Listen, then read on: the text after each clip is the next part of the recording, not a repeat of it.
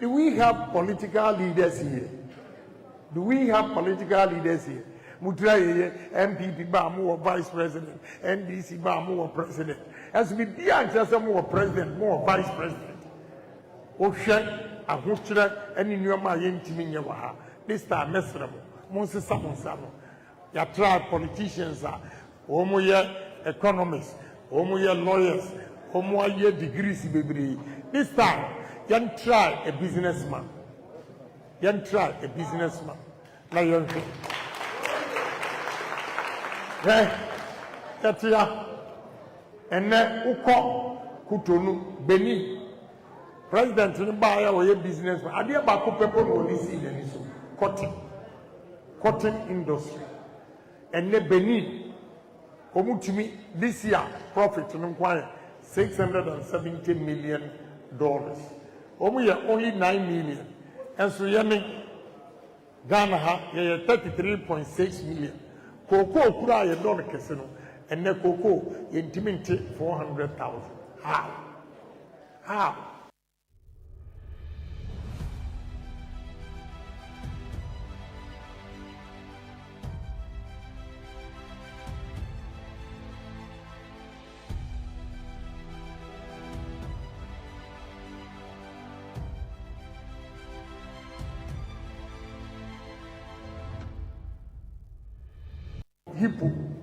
Hippopotamus na mo a man for edge husika akese okọ Uganda, Kenya, South Africa, Botswana, Namibia.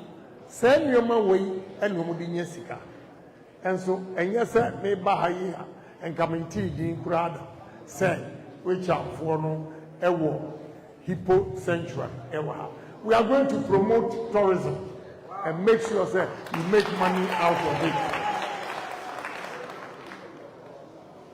Mudia Kashi. Me call a bono area and I'm pese a day cashew processing plant about. You call your research, you know. Not a new machine, you know. A bit me are processing the whole Ghana cashew you produce only 2 months. The 10 months in Ghana, we don't have cashew. I hate it. We are going to promote cashew production. And so, maybe I'm and I'm sure it means that we are a bropa, but my bruno, and more I am fiam. It is a munya fertilizer, munya nukra and femusu. And so, a bro, mention more idea, a bro to me. Yeah, a dear bro, and right, Minyoma can play more deba. Na nipano deba transfer sakunya accident. And yes, sir. Mutia nyina eburo na amoye munim se ye de eburo kura ye anwa. Do we have political leaders here? Do we have political leaders here? Mutraye MPP ba mo vice president, NDC ba mo president. As we be just more president, more vice president. Oshe ahochira eni nyoma ye ntimi nye wa ha. This time mesremo. Monse samonsamo. Ya try politicians are homoye economists, homoye lawyers, homoye degrees, baby. This time, you try a businessman. Now you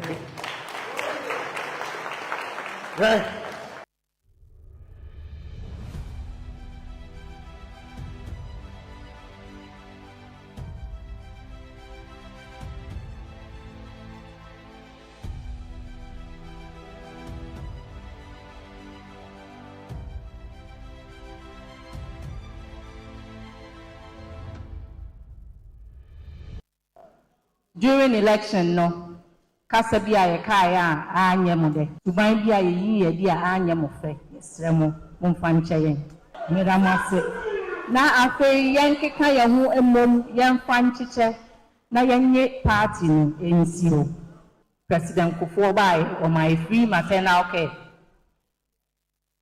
ye man start school so no more moduane di president Akufo President akufo-addo so bae obehwe nkoda ne secondary school maaye nkoda ne awie school Honorable Kencity Yentoma no man kwadano adwumanye.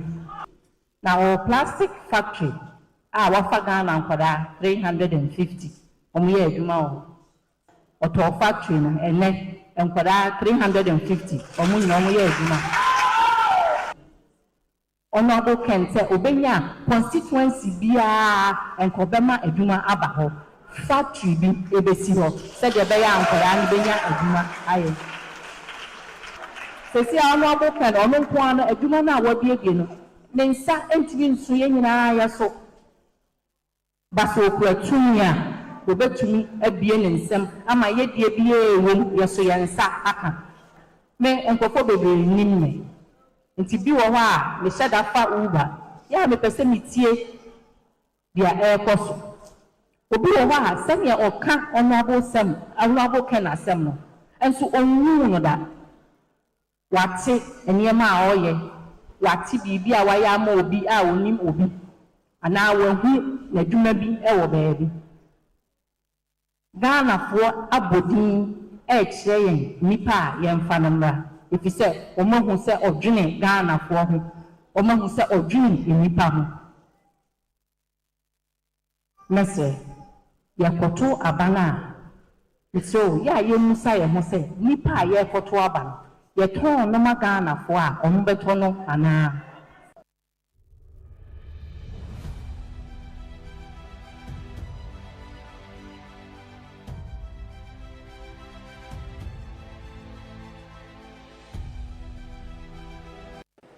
You see, opinion more way a pineapple abrebe and the kube.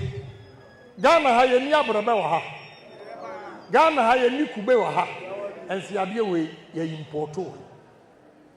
Way na me kire say wotu abama Kennedy Agyapong. I will make sure say ye ni ankasa ye wo machines a ye di produce abrabano any kube.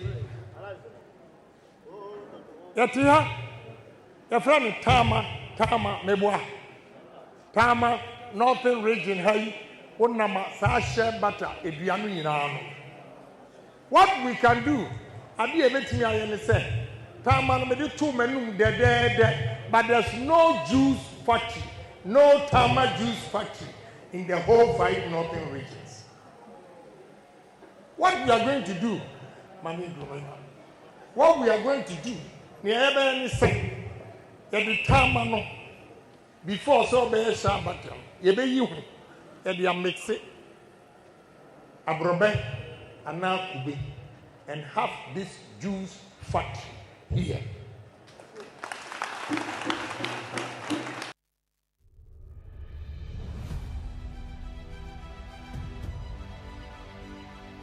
Ye Juma, Abua party. Now, who pay me your party? Winner. You say, and your party in Tinia, failure online. Mobile hobby catchers a Mufa certificate, and Sana Moana. Mobile hobby catchers, hobby catchers, Munko online, and Kofele, and Sana Moana. Adenti, and a power badia. Yentimi show young son of Wagnano. And country of the Mammy way, when you mean or Cassachre, Upper West and Wild West for and to Abama, dear Juma your man and coy. Here, sa plastic way, a man names home show video neutral one. A man a packing, and yes certificate. And yes certificate. And the machine rubber bottle, a sea hole. Na fashion 12, 24, and it's here degree. MP.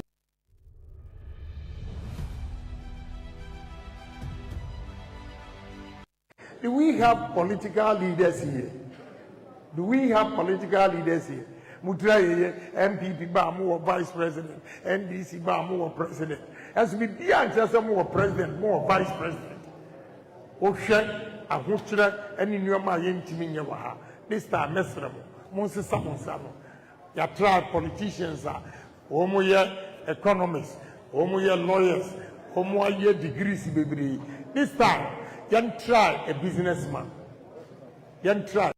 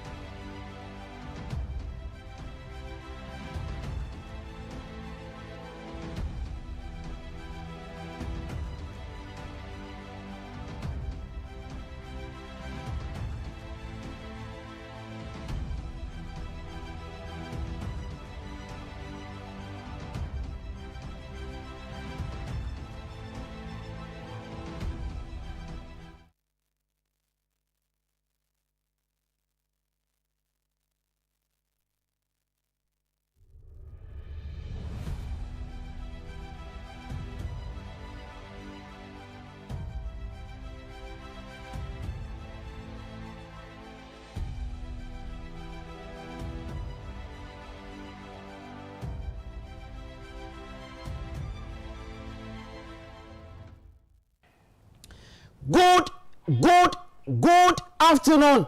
Raise to the power number 1. Enso dafu fro Nyankopɔn adom.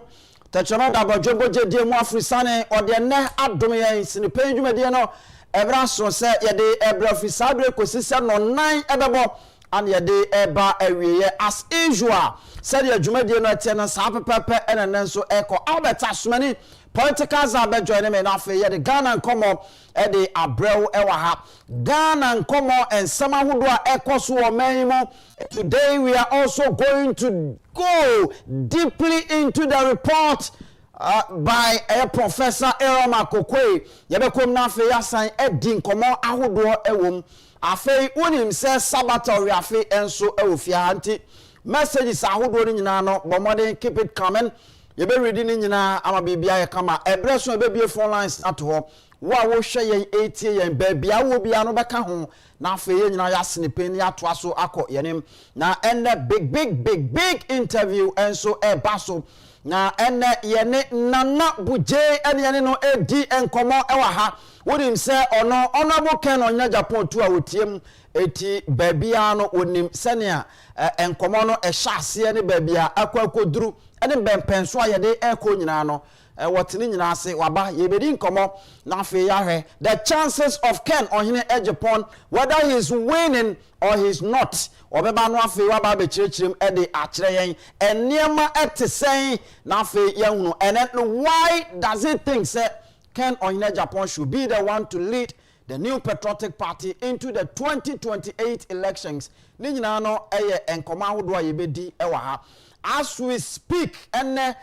New Patriotic Party amanyoko no disciplinary committee atunsa de afrem penifo ahodo bi nyasem ketwa His Excellency lawyer Kwaku Asuma Kyereme eka ho Kwasi Kwaten lawyer wono so so eka ho sa enso so na chairman Kwame Bafo Bronya ka ho chairman Wuntumi enso so ka ho na eyenkomo banya ne amede me fa me ho pa no eno ne behwe na afi yedi mu enkomo issue a concern to that of His Excellency lawyer Kwaku Asuma Kyereme no ye behwe na afi ye wurem ye tietie nsam no se ya etie afi ye resan so akona Kwasi Kwaten se ensaka na ye ne bedi nkomo sema na afi lawyer yahwe se krata na kanensa anase etesei eno ene nkomo ahodo ane ye ba bedi wa na afi ya to aso akọ yenim na medical culture say yes san abawrem report no yerem na afi ye dimu nkomo ama bibia ayekama tabia takum ena ata yachi me ade dwumadie ye de ebre wo san so ena wodo ani kiremu ewo miamia hodo na afi ekoba ne se wo ye bema na wo hia bema duru a ebebo ama bema wa ye bema eno eye tabia takum eno wo such as mti won saka tafre ebedu anwumre no na bibia kama na ogira onan so ya obetimi abo adwuma papa na mom se open dodo atu aton a me ba cho frɛ ne ani nkomo ewo 0243686861 0243686861 na fe yendi nkomo tabia takum eno no ma yenko na fe yen pick bibi out of the lions mentality ye firi woni ye ba ya the editorial no ebre na fe ya to aso akwere ye frame Anthony Kofi Nkum Dazi Mr. Nkum ene midin sinupei ya kano senia etie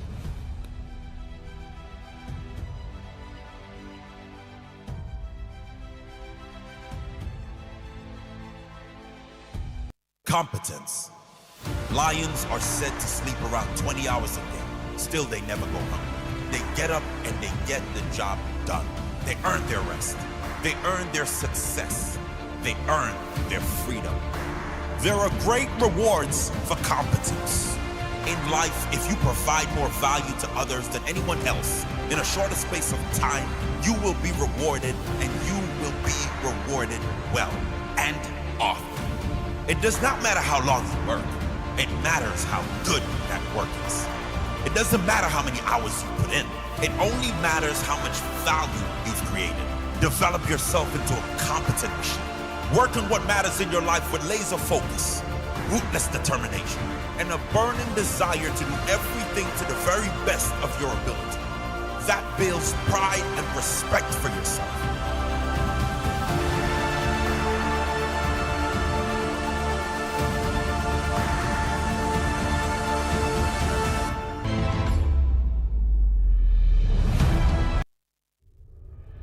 All right, welcome back. Ebraso say yedi nkomo na yeko yenim yede editorial and yede ebrewo na medical culture say ne enkomo ewofie yebedi nkomo bebre ntie no editorial no me ye nkwa akire ye bokwan e de ato na afi Albert Asumani political zaba na yedi nkomo na maka kire say obetimi ajoin yen na afi ye nyina ye adwuma no kama me si ne pain na so si ne pain enti ba bia wo bia no fawota wahu fawota aha na shiri ushira no say ya afi obetimi de ahia me e wo TV no so ahunu aha na e kire say me no mienu nyina no we are highly connected ebrasom ma yeni nkomo na afi yenko yanim ye man Ghana e yare oh my Ghana e yare na New Patriotic Party amayoko no nso so e yare e kwan ben ye befa so ye betimi asane yade ye nipa owa kukuduro ye nipa eto dia e den a ye betimi e de ani ato no so ye nipa se epono no emutu a wo betimi aye de obeye bia na epono no abi na say nipa no eye Ken ohene Agyapong me ne wo edi ne ho nkomo bebre enne me niama eseso o mhyehyɛ ma me na me de bɛyɛ adwuma no o ma mfa ama eti ye be koyanim bad menim yenim ne ye bɛyɛ so ahu ye bɛtwe o maso ye bɛtwe o maso sanse eni kwan se eba ne sa eti sadi America kiro no say New Patriotic Party yare de a esese yetimi sa party ne yare because yansa party ne yare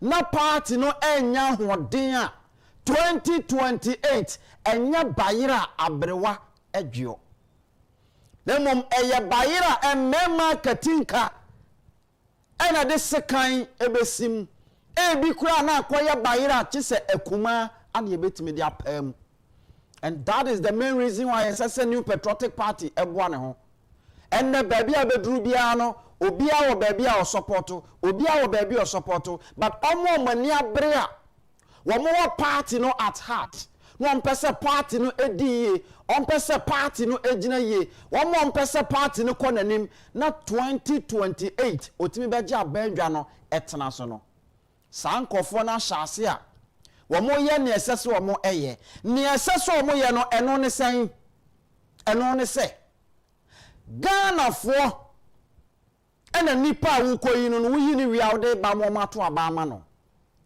eti se wo ye obi a wani abra sade aye nyina ye nim no se so obi kwa kotro exams a wo mo ye BC ni wo mo chotro yi ni nyina no ansa na be kwa kotro exams no wo di kan ye bibia ye fra no mock eti eno ne kire wo se eye mmoaboa ho soronko eti ansa na wo betimi akwa akoto aba within the New Patriotic Party as delegate akwa selecting nipa baberi the MPP party no into that 2028 elections no SSA with me making sure say obe your mind beto akoma so no mind bedo akoma so say Ghana ni na unua na wotu ani a wohu no unua na wo pia bonte ono na odi kan chia no na onye MPP ni mapa na nso so owa kwanja so ye Ghana ni nti obetimi ato aba ewo man mo no ono ene sese obusa no enya ye kwa na ode busa nipa num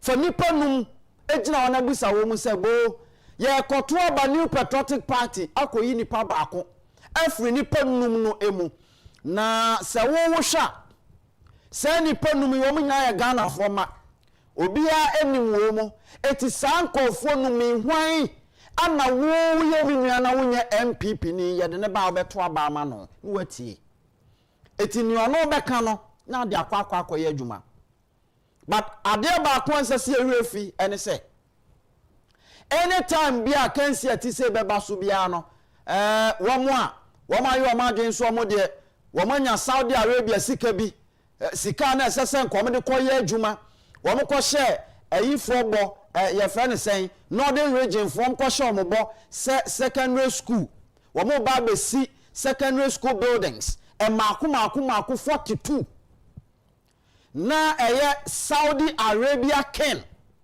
ena wode sa promise no wode eba se sika ne se ba ayo se sika ne se ambo ba me die minim se sika ne baaye na sika ne won kofo bi nchen amayo amadwen so de better the minds they will use that money to buy the minds of the new patriotic party delegate. Saudi Arabia sika na sase de koye adwuma ede boa Ghana ma Ghana tumpon no ehye kwabrani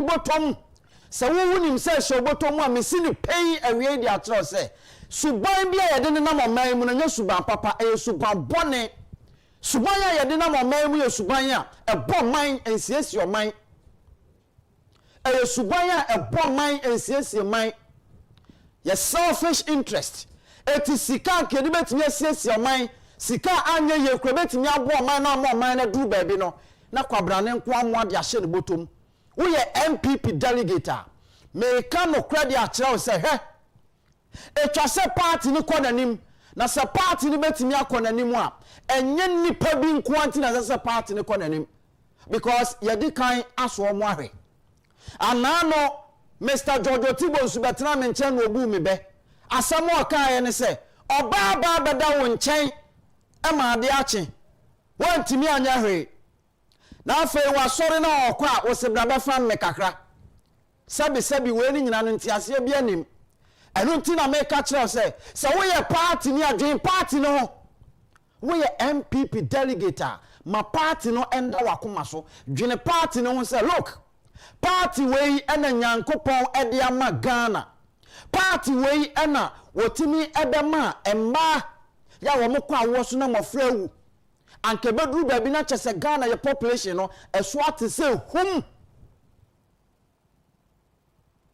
through the intervention of a former president His Excellency John Agyapong any new patriotic party policy ba ko amde baaye ene bebo ama matimi kwa yaresabia free ema enne mofra wodo no ya wo mo anya nkwa eti asase so anka mofra wodo bebre na nko mu bewu eti party we new patriotic party no enye party a sabi enye party papa eye party a o my Ghana dana kuma so party we eno trans di no hu se enipa bi o ha wo mo yare kwa yare sabia sika ni wonti ye hwe wo mo eti nofo sa no wo mawu eti se sa na tie de a ma yenya bibi mfanje ye krankwa ena eno nso no National Health Insurance Scheme o mampani dada John Agyapong de baaye party we mu ena nanado danko akufo-addo His Excellency be di animu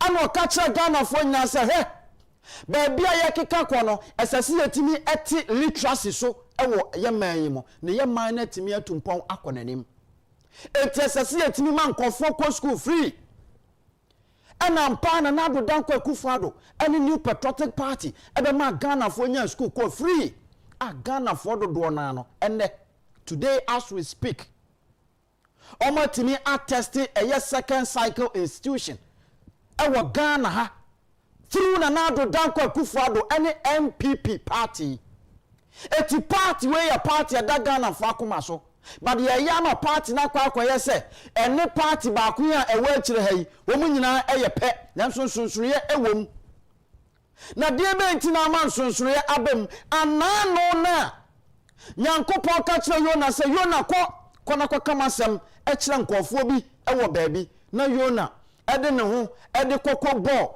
ekɔhye ebinom ehyen mu na hyen ye denchi na ekɔ Nkum na ekɔ nifa na nipa ye mu hyiwom enipa akometu enipa toba ha sabe ne Nyankopɔn ebie nkɔfo nom se akɔyi padi wei emso no no ye enom so ne sisi achi enom de ne tu nsuo num simple wɔn de ne tu nsuo num no enoa no oti ase party no enipa bi a enshadante party na se abawurum agya konwa kese atena so but this is the time party we ano mampani dada yewa John Agyapong kufo ene yewa nanado danko akufo-addo nom ene yewa eye Albert Adubuahin professor nom wo som party no fra hyese na yewa Albert Adubuahin som party from fitiase na wo bo modi making sure so be di party nanim na wo matimi akasa e ma Ghana fo nso ano adubunum na wo kasa na ye bo mo ma na wo kasa na ye yom sei na ye go mo nkonsa na nsuru nyina mu no wo ko so kasa ya ma Ghana fo enya wo mugidie enya party mu egidie enunti MPP fo ready no mo se papa sanya wa som party enya kukudura wada na dinti ya de party no ahye wonsa ene ya de share prof nsa ana prof koye na bema beye bi wa meye ni nyina eti wo koye na anya ye no ene o mampani dada John Agyapong kufo kofidie wo osori ye no se ba bia duru no mi na Nyankopon appoint me momfa mame ana obeje ye odi ye no di MPP party anim enkakran de party twa sasa ana de party no eba power ebedi 8 solid years. Now, na free answer. Nanado danko akufo-addo. Some party, a two baby, or se kumi preko. No organize such a demonstration. Na Ghana for na FM. Se chomobo kano kre. The atabaya oteso at that time. Ni ayade beye omu bi ayade ye womo. Na nsuni nyina mo no. One power party ni hedi no se nana ado danko akufo-addo. Said there was some party akukudro so. Said there was some party enimia so. Said there was some party no kremo no. What self atase the party ni sha wonsa na wo be di party nanim. Enti MPP delegate nyina de tumi no e de command na ado danko akufo-addo e wo be di party nanim. Now MPP for san hedi no so Dr. Mahmoud Bawumia ampa wa ya de lectures upon lectures just say now wo de fa ha now wo de kwa ha now wo pia gumu ha e na media me ba me yesei en kakra nom se ampa Dr. Bawumia wo so abesom je party and ye de party ni share nsa en na ba bia ye gina ana ye gina yi en ba bia edru no yese so de share anko akoa edwane etim pempe so edru no se wo party na bakwasem na wo tie se dia party ni hyehyeye etia. This is the time ye hear nipa ye sha party nasi no wogina ho. This is the time ye ka enipa wo mato am botom wo mo de am resources wo mo de am busua ene am nanfofo ene ne ekuta wo mo nyina bo party na Ken ohina Agyapong edi mo akotene eti MPP delegate nkomo mu die ne se party na bakwasam ne hyehyeye se de etienti sabere wei eye ebra esese Ken ohina Agyapong ebedi party nanim enu ntina da bia obefa ufa bankum a Ken ohina Agyapong ufa nifa Ken ohina Agyapong ba bia obefa bia yese Ken ohina Agyapong ena MPP de ne ba ye beto aba e de amano se na suma no osum MPP party nim en twatwada no wo MPP party nim abenedia no wo di MPP party nim obra no fam e MPP party nim and tokwa no woku edema MPP grassroots and tokwa no woku edema MPP party no ene pempen so ye de no kokko gina ya na ka ye kokko bua no kumfo because of MPP party nti delegate say he papa wa ye adwumasom ebre ni nie ye de be hye wonsa. This is the party or rewarded long serving. This is the time you Ken ohina Agyapong or no ena MPP delegate are you ready say omokoto aba amano me pacho delegate eye number 1 sebre no so on January 31st 2026 eye number 1 ekwa hwosoro ho eye osoro ho Kennedy eno da ho no etu ko ya na de team so pim na oku anim eno ano no esanso ono ne bema kukudurofo a onim party na bakwasem ono ne bema kukudurufo a wa ya manwosam ache eti oti amanyosam ase afa wo sanso ti business ase eti obebo ama party no etimi akonanim abusu ama memfo nsia from Mr. Nkum medame ho aba mene Albert Asumani political za Albert na se na fa yedi nkomo Ghana nkomo e wo sinipa adwumadie so na makachro se ne yene nanabuje ensu bedi nkomo ewa ha aka constable ensu ofiantie bedi nkomo ama bibia ay kama sinu pei ya kanu senia etie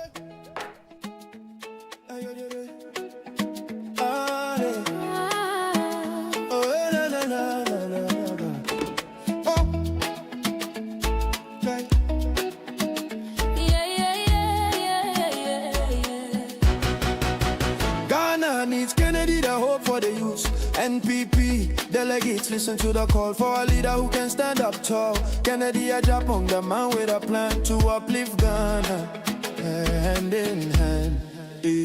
Tuaba, my Kennedy.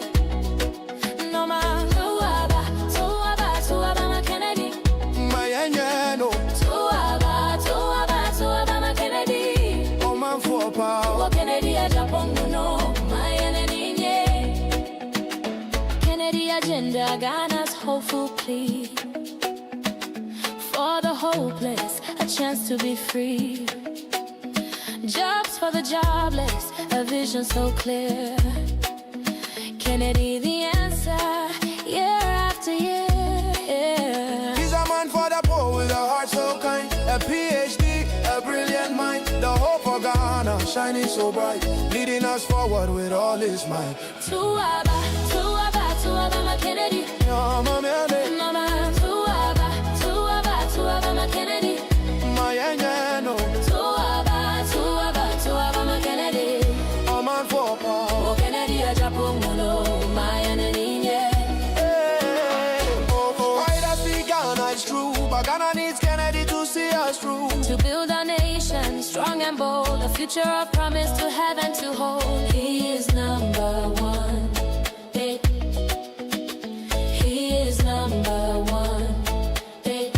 Number one. Tuaba, my Kennedy. No man. Tuaba, my Kennedy. My Anyano. Tuaba, my Kennedy. Oh man for power. Kennedy Agyapong, no, my enemy. Tuaba, my Kennedy. No man. Tuaba, my Kennedy. My Anyano.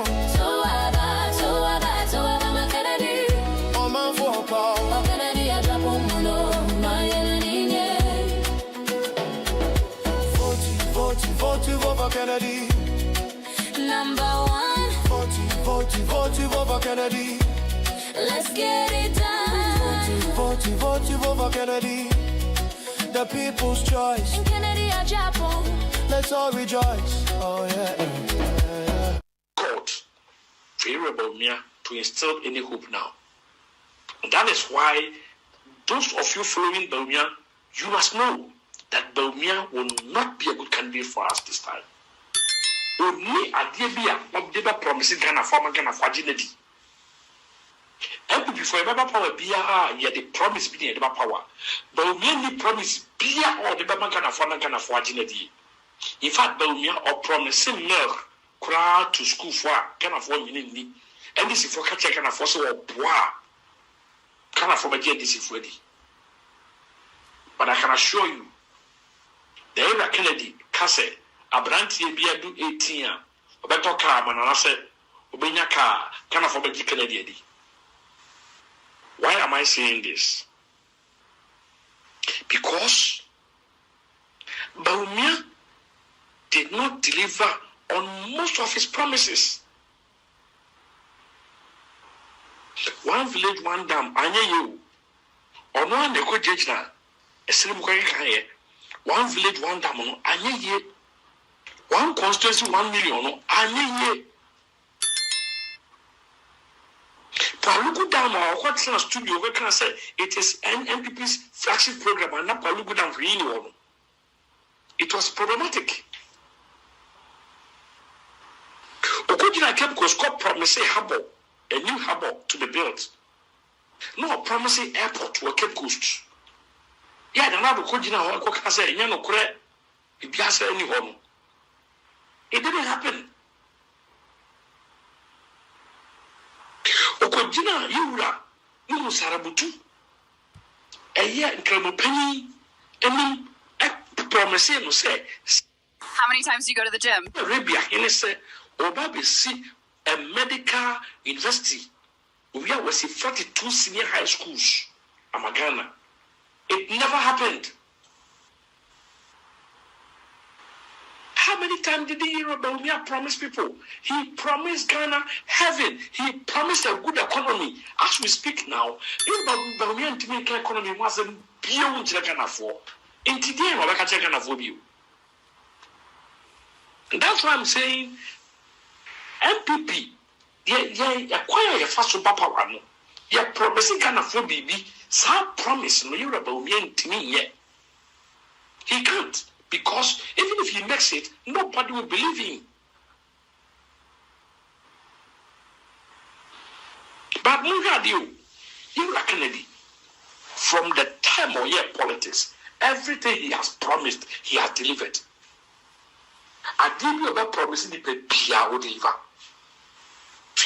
And now you are not ye primacy or promises say. And Pesua, one of the trouble Cassia Diamano, or by your factory Diamon. Many workers say, what cut a short a quarter top and sassy the blade of water region. $1 billion ethanol factory of water region.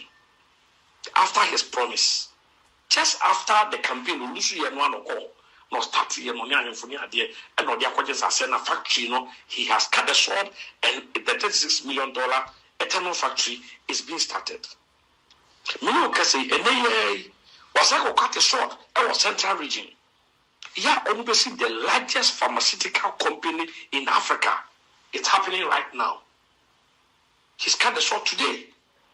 Because Central Region was also a base that supported him. So anytime Bianwa, Papa, Oba make any promise Bian, he delivers on his promises. The question is, if he said, you lose ye mama by me from Cho, Monty sent Clemufo penny phobia babontia becase, ye knew you also young to Aba, Ama Bawumia. In fact, some of the clerics are even openly campaigning for Ken. And openly saying they don't like Bawumia. Not because he's a Muslim or not because he's not a Muslim, but because one should say, why one crowd they cannot identify with him. The Bamucho, what to say? Kusasi, Phobia Pia Bonjaka say, only a mistake, Jaffe, ever told about Bawumia. One more, a quarter, aba, 555. Yeah, Kennedy Numia 0, and was slim horn. Yeah, yeah, but 2 men, 1, 2, 0 by you. If I'm a child, what is all about a Picasso Mono? And you be a Santa region for all about a Picasso, you know, you see Aunt Obama, you rebel Miana, if I'm a child, Russia for Miss Samuel. Too many here. Nasabi. Say quiet da. Eta ne kwansanya adina no. Omo sabi no. Se yefa so ye kan so bia. Mo fa nchebe. Se no pain. Ye kan sania etie no adofwe. Se no pain. Ye kan sania etie no. Se no pain. Ye kan sania etie no anume. Mo se no pain. Ye kanu sani ya ngachie noa hwe no kreka eye din pa na nsumi ya weni na sinu pen ye kanu sani ya ngachie noa sinu pen endodo ho sinu pen enfere ho sinu pen ye kanu sani ya ngachie noa sinu pen misenkume Sinupin, Miss Ansumeni, Mon Sinupin, Sabate, Yakano Sania, Etienua, on my FM, on my TMO, Sinupin, Yakano Sania, Etienua, Dofwe, Sinupin, Yakano Sania, Etienua. Welcome back, Abusiama. Yamo akwaba na yena wasese okan ho ewo sinipe dwumedie so ebra so se obeta so many politicals atena senti yedi nkomo Ghana nkomo ewo sinipe dwumedie so ensem ahodo a ene na nenam montene so ene ade no ene ebra so se yede ba ehan mu no bia ete nia ekoso na ene ye won nkomo mienu ya mene no ekom dedi kan mene o ekasa sesei ye wo document bi eda yanimu ha na eno no yebewurum na afei ya hwe the reason why nti asa document ya ba be pi ha no yebedi mu enkomo afei Dr. Mamudu Baomia oko yewura Professor Erom Akokwe no report ni mu a eno nso so edem se no krepa ne se MPP amayoko no mu nipa nkasa na wo mo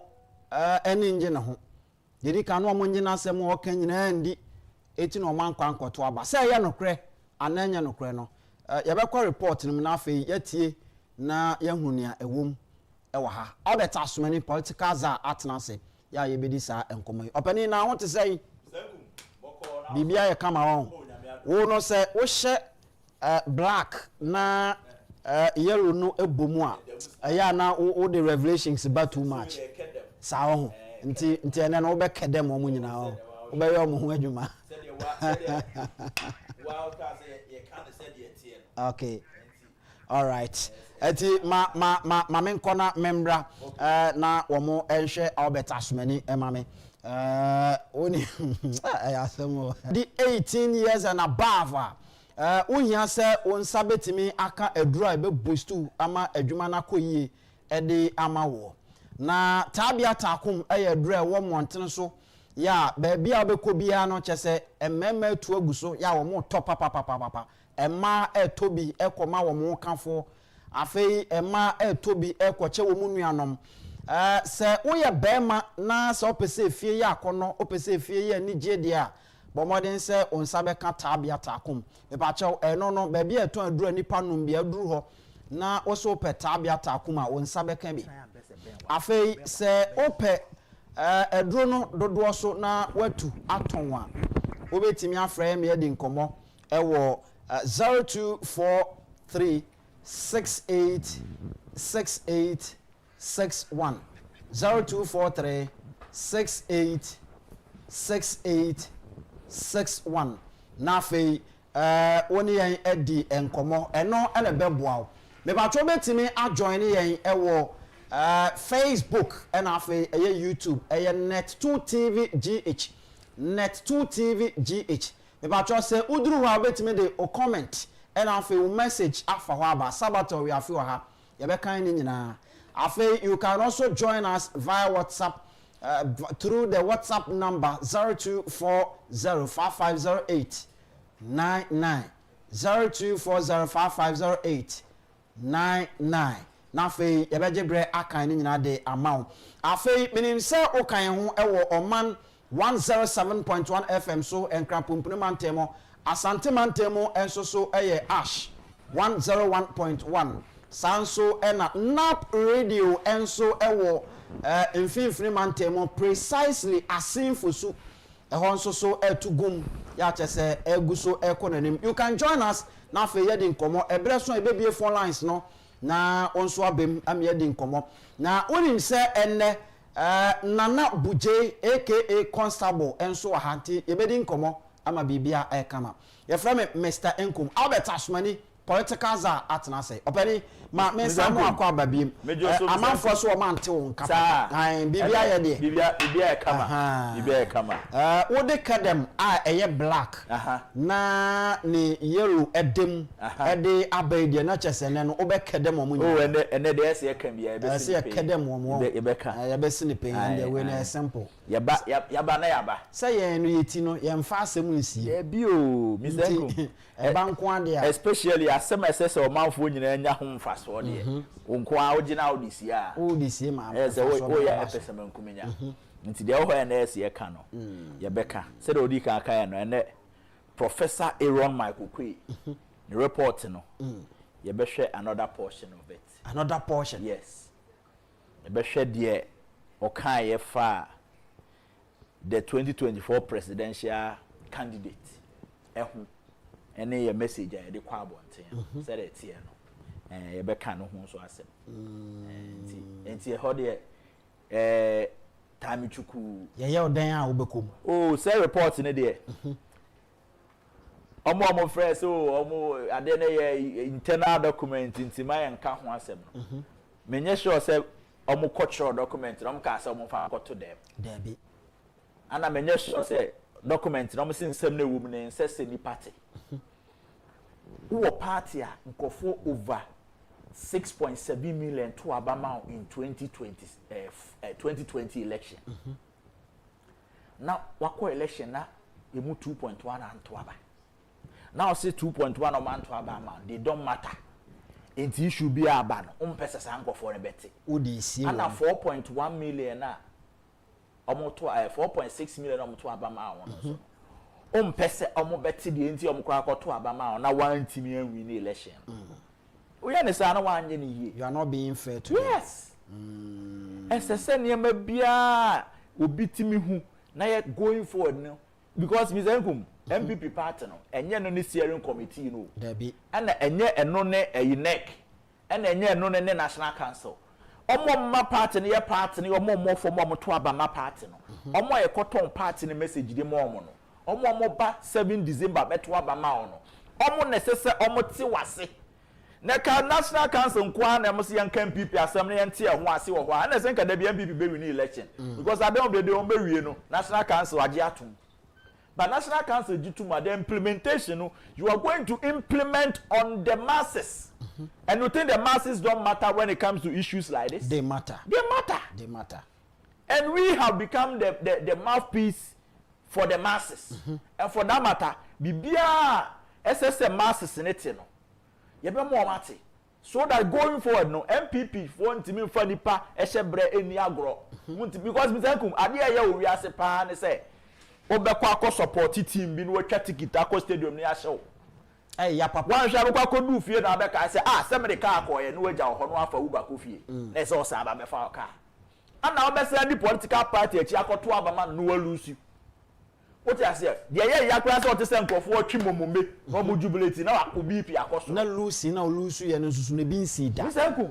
ye mo bi mo ho a we travel to go and vote. I vote in the Ashanti region because of adwuma ye yenti no me ye beto aba me tufi ha na jo 6 December na makoda me constituency ahemrache na mato aba I am always the first for the past best 12 years in for the past 3 elections. I am always the first person to vote in my polling station. Because me could be an animal catcher presiding officer and say, me a media person. You signing me for a Juma. As I said, me come back to Accra and me call ye Juma. It's me sremwa, mu wie mu ne ma na mo beto a ma mento na menko. Me no cancel no majima to. Enti enya ge na o se befa. Na ma say drive all the way back to Accra. Now Abana say Abana akoto ye no mo ntimi anwini ana na se nka ne nka metana akra risk any performance na jo driving asa aba be mo ntimi anwini na bibi nso apiem esese party mate na ye de enwadro so de ye enwadro wo se o mankofo de ye se ye nye nkola eti de ni kwanse kwa bonte ye mfa nkoda but the esese party mate de be mo mate MPP ni ya win election the benefit when you bragging right.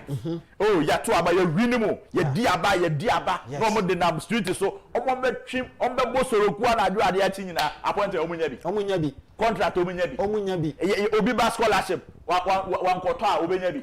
And now my report catch us say MPP for lose election because appointees bi o ha scholarship kra ba, ye fama mobro wani ba no, na ne kwabra ne age no waton. Your original chairman are your resources. I saw Monsa, some of Uncle Yajuma. Neko do chairman, or no, we are seeking yes, a banner botumti. Now was somebody like Abronye, no what's not resources. You did be a compare MPP, winning our original. Was a man go for Betty. What I say? Betty. When Tiniama Makoya Kasa and go for Betty, so that next time when you I bet me a correct Tiniama. And one no. And to Miss Nkum, we are banned there. Albert, as many politicals are ready. We can really entertain home on Nkum. They are there behind and Nkum. We entertain home. Now, may what document be at the menim ha ya eno no yebehwe na yatimi ewremu kakra say document no or say notice to appear before the disciplinary committee. I extend my warmest greetings, regards to you, pursuant to the directive of the chairman of the disciplinary committee. You are hereby invited to appear before the committee to assist in an inquiry into a matter currently under its consideration. The details of the scheduled hearing are as follows. Date, Friday, November 7th, 2025. Time, 10 a.m. Venue, conference room, MPP headquarters, Asalam Down, Accra.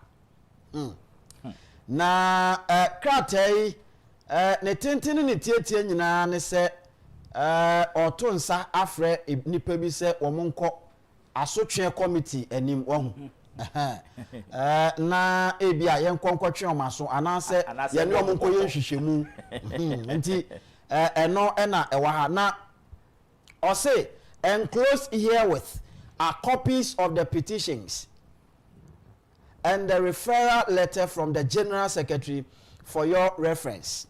You are requested to submit your written response no later than Wednesday, November 5th, 2025 via email to ... or through WhatsApp ... Furthermore, you are entitled to legal representation during the proceedings. Should you so require, kindly acknowledge receipt of this response. Eti eno ene krata ababe pim ewa ha. Na okan krata na eko efomu a ena obehu edin a ewo wom womo a krata ye tro koma womo na okan krata na ohu ni se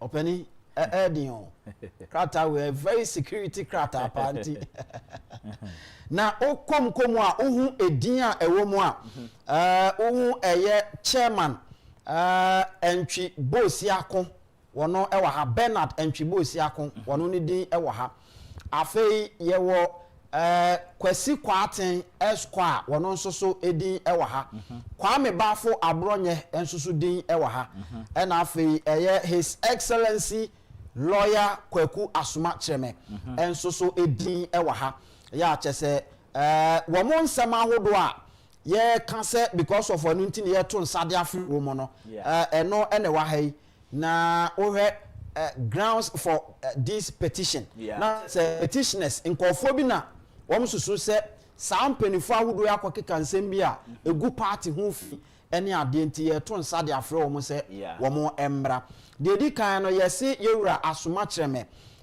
akokeka nsem bi ya efa ye maame Samira Baumia former second lady enti eseso oba no omo hwehwem investigations na so omo hu se asemo petitioners ne de ba ne sa na papa ne kan ya so ombe pam na free party ne mu sa no ompe so omo kire afei yewura kwasi kwaten so de ewa ha ya wo kire so no nso akokeka nsema ahodo a egu party ne mfi kwame bafo abronye nso de ewa ha na chema wuntumi enso so de enso ewa ha ya sankofo nyina no ye shom keten se wo mo emra no mo mra mepie emranim ewo New Patriotic Party amanyoko no asoye opani enkomo da function ne enti muhwa asemo a omode abetudwe ya emese nka obi be kase nka nye ne boni mu because MPP party na ye de mra ene sebi se obedu huni ene de political party na me pese meka on lawyer Asuma Cheme ne petition a ngofobia petition se ye nkotwe na so na omo reliefs a omo seek for no se ye nyini mfi party no mu na ye nye no den na matie commenter based on that commenter omo de lensi lawyer Asuma Cheme na I think say lawyer Asuma Cheme or your penny somebody who has rose to the position of an ambassador and yes small obi a waye regional minister. What I say? Ana wayem say lands minister cry. Asema okaye no oye lawyer ni so pese obo Samira din no de Samira din kasa betimi aboni din. Yeah. But in the video no matie from the beginning to the end wa mo Samira din wo mu. Ana wan bo Dr. Baomia din wo mu. Ana wan bo the only aspirant obo ni din wo mu Honorable Kenneth Agyapong. Out of the 5 aspirants. Ana we no obisa question say Mali for nto aba wo Ghana. Niger for nto aba wo Ghana. Nti ekwa akoto aba Ghana for na ekoto. Of which constitution enye clear say Ghana for na to aba wa. Very very clear. Nti esi dan na afa obi akotro na black and white say. Lawyer so much me say. Samira nye Ghana ni. Nti say so kasa dia no the division eba party num na ode empapemu na eba party num. It's based on what Anna Omo petition here. Based on that video, any interview no yeah, no. He never mentioned Samira's name. And lawyer of his caliber, no, I know say Friday he will go with full representation and he has his own mind. As I make I am not the spokesperson for a lawyer so much. But as a Ghanaian and a proud member of the New Patriotic Party, no, and say me say ba me pese me can be na me ma me twen nkofo so adwen si so say sa yibaako na me nyibaako no attitude no yemfa nya political party equalization no yemfa nya political party se wo susu se obi aye bone na pese o twe na so a twe na so ma memfa obi bata ne ho. Because how yet ana kodua e ka che say wa petition against Abronye. Yeah. So wa can send bia fa ne ho, wa can bia for no aboken ho. And wa san ka say there is a report see enyu no aboken edi. Kodua petition what be? Mente hwe bi. Yet na chema wontumi be kan say MPP for share that mpanifo ni bi plan e say be to aba 31st January. Na ya maintain polling station for 2023 now register no because of Dr. Mahmoud Baumia. Enti ene no omo person mo twe omaso anaso omo person mo from committee nanim whether they are going to do the real job or it's going to be cosmetic no and it is up to the committee but eba sa de a enam sa bronya anyway free one camp until yam picky tunes fi another camp na enye say ya ye fair me engine this sanity because in fact o share petition for na bo asamache ne kwesi kwate ho na I don't see how those ones anything as the disciplinary committee any. I mean how Semiti here no maka say aspirants no mo contest no Ghana for na ekoto aba Mali for to be enti so yire Ghana ni a omwa na adwuma. What is wrong with that? Na identity squad na say o kan sa na identity say that's a maker because me win am me the first lady. You think the first lady doesn't matter? First lady matters in this election. In presidential election, first lady matters. Yet krom ha na ye nim obi krom ha no ni yire. No ni yire, no kwa no nam. O ti se be na running mate no tu ni ka ko are ye. Ye ti krom ha ye hu. Akwa ni yire wa ye ne politics Eba se be na running mate an ko ware ye. O do say on second lady. Because no person lady no ko ware. And an kare ntia. Enye running mate an no nim se de be ma na nko no nko ware ye nko na ware ya aka. Osuje ni amrante ono ne nam ayi menhia di ne nkwi. What you say? But what he say ye be na running mate na pa na ko ware ye. Oba hu hia when it comes to election in politics emma wo obema no umuyedu because in here part of the world no sebi so onam ho na se wuni yire aye wadwuma bi kro ho ase okọ interview ne pese de mawo na se wuni yire kra ye bi yetimi agifiw nsem okọ interview na akọtena ho na ese position ye pese yo bi top manager pa now studying akwa pa 52 years o married so when you're Roman father party there's something wrong with you. You have to be responsible. Yes. If you are not carrying our family say be a Roman father, because they want to dedicate their whole life, their body and soul for God. but obia oni yire na nya se bia ni yire na bia wa film anase bibi na say onware ya there's something wrong. Your society ne hu say no o be ma no do baby na onware ya kwa say the pressure at all. It is about as presidential candidate is very important. As a running mate is very important, even as a member of parliament. But a hona ya na nkofo overlooki. But when it comes to president, vice president, even speaker of parliament, chief justice, na wunire. People don't even see you as responsible. And to say obia yere dey very important. But say opposition. Imagine say what's of war or not to answer them no sorry I no preach you. Na so for ni yere. One show you say small girl be kura kosen so mass of was or na se ho. What I say? It is your so for kura na say wuni yere. Wo kura no ministry na ndimu. Yeah. And it's very important.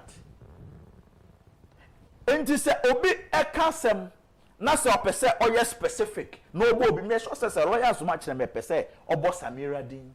And I said Dr. Mahmoud Baum yedin e di kana asem na anko boy. Na say nipa na asem na say wambo obi edin a. De be nkra na chese wotieti party mra so. Enti na make us a petition because o say Ghana for na ekoto aba. Wonsu ni mu say oye Ghana ni a. Enti koto be de na say problem. Me any problem with the committee. I have a problem with the petitioners. But say them di kan no. Lawyer so much me or lawyer of highest repute. What you say? Enti okwa committee nanimu a onim de okaye and onim de oyeye. There's no way sa petition no as against asem no okaye no ebe to me I indict papa no. What you say? Na petitioners say na meka no committee ni pese omye equalization. Enti therefore abronya nsensem no dem atuma wontumi nom e behavior no yemfa nkofo bi nka omo ho na yemfa omu nyina. Say lawyers ma kire me na adwene say asem na oka no oka de atia Dr. Bahomia na yire a me sure say nko betimi aka. Say me say bi krom hayati opeso obo obi din ka asem a wontumi mo din ka. Why not? Ana meti ya me fi asante bonwire. Obi betimi aka kire me say me fi bonwire. So she am important as me say Albert we yan krani a na ka cho say dey bi me yan krani o e bia ma betra nkran a chente e wa hwen say me yan krani me fi bonwire and also who na ka say me say da bi me yan krani but bia wo fi there you shouldn't even be shy of it. What you say unye Ghana ni a you shouldn't be shy and say still jam ye Ghana ni ana ye Ghana ni so ye Ghana ni enti asem no nipa na okoya petition no ana wakwa akofa nsem de ahyehye ayi lawyer so ma kire me wambo Dr. Mahmoud Baum yedin wom wambo kwabnaje Agyapong din wom wambo lawyer ayi Dr. Aduchum din wom ana wambo Dr. Agyapong din wom enti eba ne say na okoka say na asem say ona buka Agyapong yire ana oye Ghana ni nti no enkofo nto abama no obi akofa Samira ene Dr. Baum yedin abehye unim Dr. Agyapong onim ne yere ese sankofo na adwen ben wo mu Dr. Agyapong onim ne yere menim ne yere Dr. Aduchum onim ne yere mpacho de kwabnaje Agyapong onim ne yere mpacho de bi ayi o de say enti omome ensa na o maka no ese science ko petition ka say na ayi lawyer so ma kire me refer to o mana yeah ti e obi anim ne yere me class me nim ba bi ofi apart from anti-christian ni so ofi asante mampon omo maka no obi ani ho a me nim ba bia ne yere fi enti se bo ordinary oh that be a mistake me Ghana ni ba wa dwen se me Ghana dia me we Ghana ni a kire ba bia wo fi na ko bia kon na sankofo no kra no e de be no mpeso omo achieve that is the point because obi kana asem ombo obi edi wo akwatua masem susu say nipa we asem enti se wo kona la ya asem akire me say asem no mo kan na me ne Samira na me ne ba o me a enti o petition no what are you telling me? Oh, anyway, we are say committee before some twins after nipa I waste you be our time no. Look at the import of or the same petition and nipa na dia ba no. Say there so that we come remu untimi establish prima facie case. You don't waste everybody's time. What should I go say I dey we cry that's it so petition be on be think for there any on be bro. Se petition be bo manu rom so be inviting crofo a enemy say Nkum won bebre anya adwuma ketewa o and ma who say e pick and choose because me no ti ha ana guy office nyane ajare de the petition ko ya on afro bi o debi nti ye hwe wani mu general secretary acknowledgement na wa ye no e say we receive but he didn't do anything about it.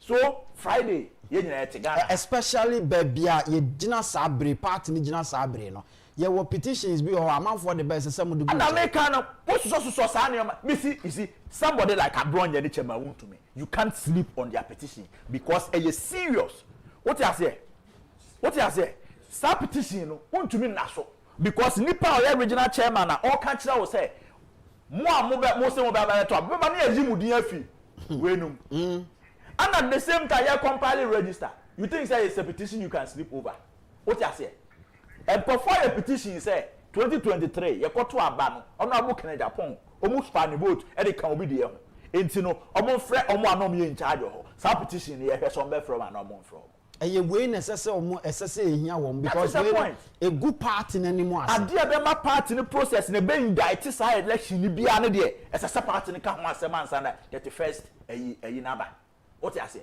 Mr. Nkum say ene 2 years pe and ye to aba na honorable Kencity no yeah ene 4th November 2023 na ye to sa aba what you say ene any 2 years pe enti ene ye di afrisia mienu ayema 0 e wo program so ayema 0 no say wobra yenya bi going forward montumi emma obi 0 eno de yaka ho asem and anti-election reggae machine no a soja kokokoko e blinky so utwa mo hwe obehye eno de enye we enye threat ye kiro mo de oti ase omu nyina so you ade so be fa ni mu a race ne babiade na boil ye do the highest point owo jana ye de Shadrach Meshach na Abednego gum enye jacket wo omo ye to omo gum kro mo hye e do the feel say this time around no obi voting count e du ho a ye be hewa bia susu ane boy de ho be fa Mr. Nkum all right no Albert as many politicals are ena mene no edi enkomo obetimi asene o messages ene ade de aba ye beje bre na afi yakan enche ye rekọ epono kese ho na afi ye ne Nana Buje aka Constable enso atena se ne ye di nkomo efi sabre ko sise no 9 bebo na afi ye de dwumede no aba wiye now ye other message ye pese kom enne enso has to do with Professor Erom Akoko in a report no and somehow do a free mo ebaye and somehow do a free mo ebaye na ohe senior eniema ekeka ekona e kiro se eniema ankoyie enti ye behwe na afi ye di mo enkomo now assemben ena report no na himfa na ode himfa na assemben ena wo mu Mr. Nkum and me wo page 103 of Professor Mike Aaron Okwe's report page 103 said ene Nana Buje abetena ase nti no me fa this one pe na nyame adoma ochena me the other one atoa so o say page 103 heading here loss of trust in the presidential candidate. Loss of trust in the presidential candidate. Or say, another significant factor identified was the loss of trust in the 2024 presidential candidate, Dr. Mahamudu Bawumia. Approximately 47% of the respondents stated that their decision either to vote against the party or abstain entirely from the 2024 election stemmed from doubt about Dr. Mahmoud Bawumia's credibility and the sincerity of his campaign promises. Mr. Nkum, me can't watch him. Yes, ade baako a womo esanso ehunu ye wo bra womo ene ekọ echireko bi so manfo say adentin na MPP party no edi ntwete sa yeah omasem omo kan ne say presidential candidate New Patriotic Party de ne bae no na omo ni gidie ewo nimu de di kan afa ne nsem a no wo ka say obeye no enam baabia omo nim se no ogina emre bi atwam nti wo mu susu se ontimi enye good or say respondents recalled that before the New Patriotic Party assumed office in 2017, Dr. Mahmoud Bawumia delivered several public lectures on the economy, presenting solutions to the country's economic challenges. However, many stated that these proposals did not translate into visible results during his 8-year tenure as vice president. Na chese de ompeso omo kan say ansana 2016 about one beba so no. Yera Dr. Mahmoud Bawumia obi a obekọ no ye obetie ye obekọ no agada nkofo ya chese wo kirekire wo mo Ghana economy no ne kotodwe na ye ne ya Ghana economy no ne kon na ye ne ya na edro we ne ye de beka no we ne ye be ya ebema economy no aye yi na wo mo sa susu se openi ye ma na kwanjama ne be ye vice president no eniama o kan se nkobetimi aye ene ye he baabi na economy no ejina na ye de toto ne awoka enne no ho a wo mu gidi a enye yi nti o say this created the perception that the economic assurances and policies he championed were rhetorical rather than practical. Eti no mpeso mo kire se we ni dey the pefe se ensama hodo ano woka about Ghana economy na o man si kasem se de tie ne se de ta no woka nyina no omuhu ni se na ye book ene da nanim na no woka nkan but enya de no wote ase so obetimi aye enti o say this issue consistently reported across nearly all the regions covered in the study. Na chese wo he Ghana empeso a wo mo ekoso nyina no ya region 16 no baabi o mo ko nyina no ede di pefe se saade we ka ho na MPP di nkugo indicating that the concern was widespread and not limited to specific localities. Enti na chese we ni de di pefe se sa ensem nkomo ya ye die se Dr. Bawumia be ye vice president went me anya economy no ho adwuma se de a okan no eyade a ekofom pa tretre se kerosene no nti eduru ba bi obi a be fa bia na eka enti o say me enko minyanwu o say the perception Mr. Nkum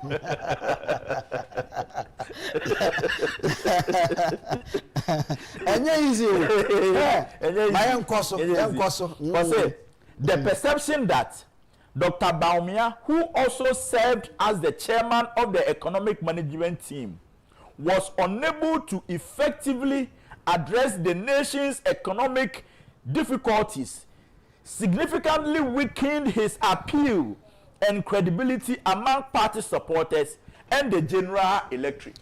Na eno so mpeso mo kire se wo hwe Dr. Mahmoud Bawumia se ye man be ye dwomtreni a na wo mo ehwe Ghana sikasem so no eniema no mo hwe ni hu se nko betimi aye nyina no wanye ena afi ema MPP party na nkasa tumi a wonya ye de kansem kire Ghana fo na afi na tumi na akofom.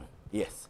Also, as a result, many respondents expressed doubt about the feasibility and the authenticity of the policies and promises presented during the presidential campaign. Enti omu gina we so a omu popo se Dr. Mahmoud Bawumia ne policies anu okaso opeso ba ene ade no omu gina so se da bi we ye de ho to so a enyi.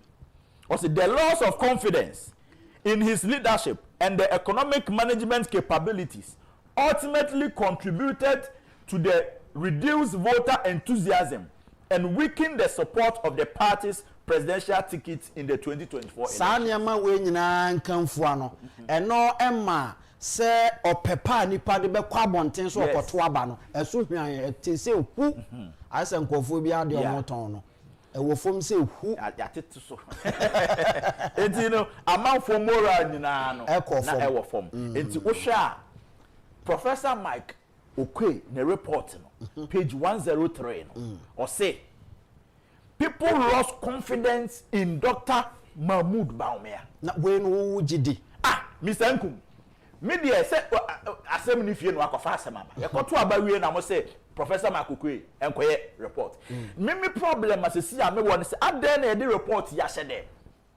na ya me white wash obi ana nipa nam krom said there ono no election elusi e no emfa ne ho see the CSC party no what you say yeah the CSC party saying this particular section of the report no is talking about a specific person. A specific person, I let Dr. Mahmoud Baumia. I say 47% of the respondents. Nipa ya kotu abamanenya 41%. Now 47% of the respondents they can answer. Now 647 for no there. Unko masem. Asem no mo kan sebi e hodi water. Me atiase say the promises na no promises nyina. Uti say na du baabi na enkofo bi get bawulaya. This is it. Because almost say oka a performance ni e bi eno na MPP for Professor Makokwe report oshia e ni nyina no what you say omo a oshia omo ni nyina na ye MPP for omo je reasons ana omo catch us ebo prof ye constituency ha de enkofo ho nyina ne se wo ba prof ayi un message ni kwa omo se omo nja amasem enye Dr. Mahmoud Baumia na no Original College of Physicians and Surgeons say if the fundamentals are weak the exchange rate to expose you nene exchange rate na ko do 15 no are you telling us the fundamentals are strong na yirimpo ka kire omampeni na oti akonwa so sa abre nso ye incompetent brofo kese fa me incompetent Don Mahama sa brofo no nya Dr. Baumia na yira na nka menti bi da me say Adie pa John Dramani Mahama brofo na ohia na de buafu a chese ne kokko ya pa ye incompetent yeah just obo ye ya ma ne bedane ne first name and before say be friend no yes incompetence John Dramani Mahama na chese ya ne din ba aka and the people were saying say through 2020 for now also come and account for your still worship no after there yes we say fundamentals if the fundamentals are weak the exchange rate will expose you and now if the exchange rate is exposing you are telling us no at this point the fundamentals cannot be weak no but until ka wo hwe ni mu se ko betimi agina Ghana fo ani maka akere mo say medincho economy that is the sincerity the people were talking about but nobody does that no you have to you see as a leader one good thing about leader is say obey open na wa ma credibility all the time on top who's the all culture say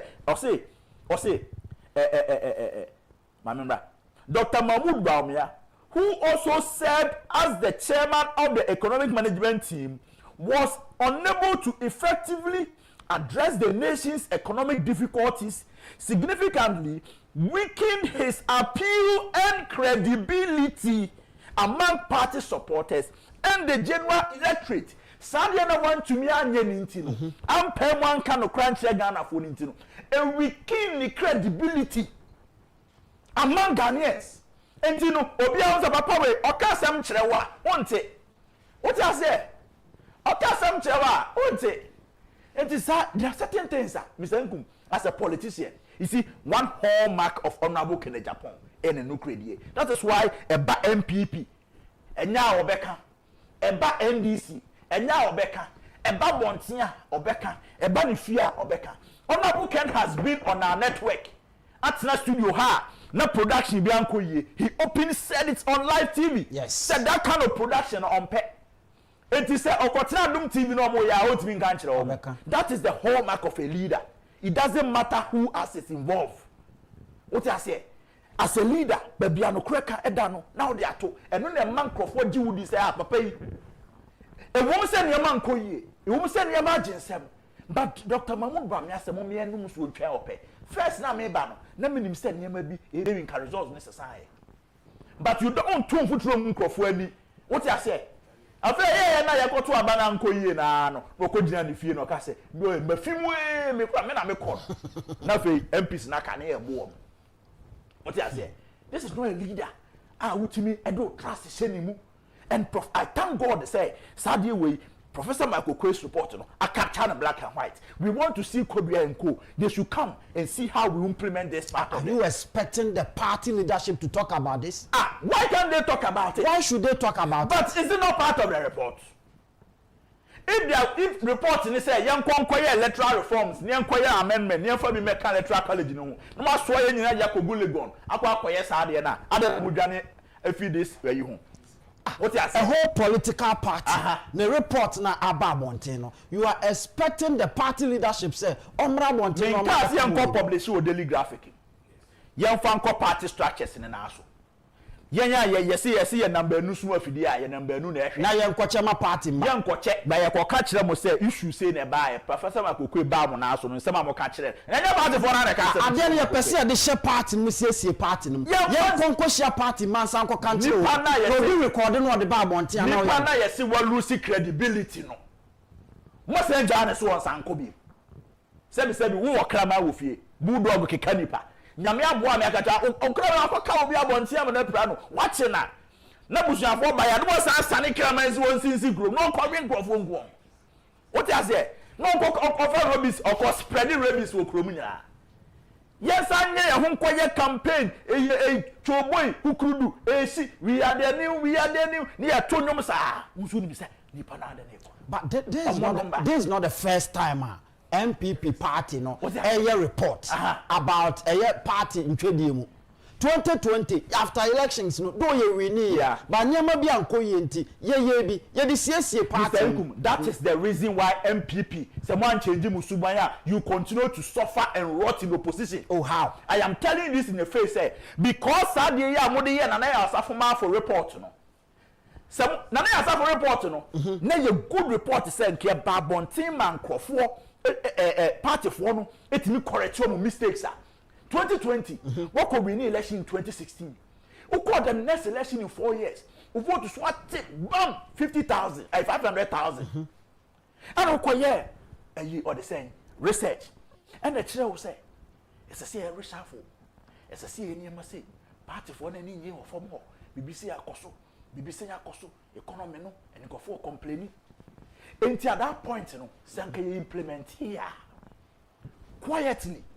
And 2024, I'm telling you, this report now part in the ball can we implement it. Oh, implement it. Commissar John Bodu said that's Kitano. Commissar John Bodu. And that's Kitano. What I say? Sa you or the same reporting. Ube sure na about chairman Sabo. Saba giving a Shanahan. Bakushem. Me say chairman Sabo. Bakushem has report in there back. And Fantini said that said no twaze. No maze. What they say? We say chairman Sabo nso. Wo ba je na ba. What the report is him? You are not implementing it. It's not possible you say who be do document. What they say? What pa we sure na about say chairman say oh honorable bag dey na wom we ha na pa go report what dey ba me na ehwem ana mo hwe there be ba ko pe e general secretary me say bisa general bi kita no okay wo dey ma me sorry na na buji emra Albert as many politicals are na wa ba me yedi nkomo e wo Ghana nkomo e wo sinipe dwumedie so abra so se ye corporate ye ho na afi ye ne Nana Buje aka Constable enso edi nkomo ewa ha ono nso eye very important personality to Ken on Agyapong campaign team no eti oka ho anomo ebo adwuma make sure say Ken on Agyapong betimi ababedi MPP party nanim na fe wabeye Ghana mampani eti oba me yabon nkomo tabia takum eye drum anwaso am second be beboa baby eto adura nipa no bia akwa wo se me peta bia takum eno no eye adura e was such as nti se won saka na otafre ebedu anwumre no na bibia ededin wei ene ade a yade boa ama mema ahodo wo Ghana ha nyina se so mudrom na so a bibia eye kama nti bomode se on sabe kan bi ebeboa papa na se open dodo atu na waton afre yen ni nkomo ewo 0243686861 0243686861 na fe woni endi enkomo ye frɛ me Anthony Kofi Nkum Dazi Mr Nkum ana frɛ me a mitrimu eye me de Nana Buje atnase ya ye bedi nkomo Constable akwa aba bibia boko de ye je opanyi kase o de na si ho no aha ti me pusa pusa no na me fa ma pimu se na me sini pay. Ti obesini pay. Sanity. If you boko ye wadom. Na honorable Agyapong obe ne pa ne ho te say. Ne ho ye papa. Ne ho te say a weekend ye to kwan ye bae. Ne ho odin pa nyame ama na ho odin. Owa ho odin ma. Ho odin Nyankopon odin ma na nado otimi de ko campaign nyame ama ono nso bi. Said ye we see akwantuo no convoy na ye kono so hu said ye sitia. Na so obi koba e odin Nyankopon ase. But honorable Agyapong nyame de na ko aba akwa aba. E kira nkwa ye sa ko bio. But the abako de men kan kira obeti na kire. Ya no de ye nim dada ti ma ha. Na ai MPP party ne baby a wogina yi. Onso so ye party ba. Wa ye adwuma aboa party wa kwanuasa nyina so. Eden na ususu se party se baby ogina yi oya 2028 elections no obetimi edi nkunim ama bibi akoyi. Those who have got connected with Ken, get connected. And I'm so what you said that. Now, Oma get connected, no. Yada woman in answer. Na mechia honorable Agyapong. My champion for Mr. Charles BC. Apia Mensa, and paying for Mudi and more honina. Mechia, and a woman was here, no. It will be a friend the base. No, my Jesus says, show down. A young pimpima, umbeshia ho.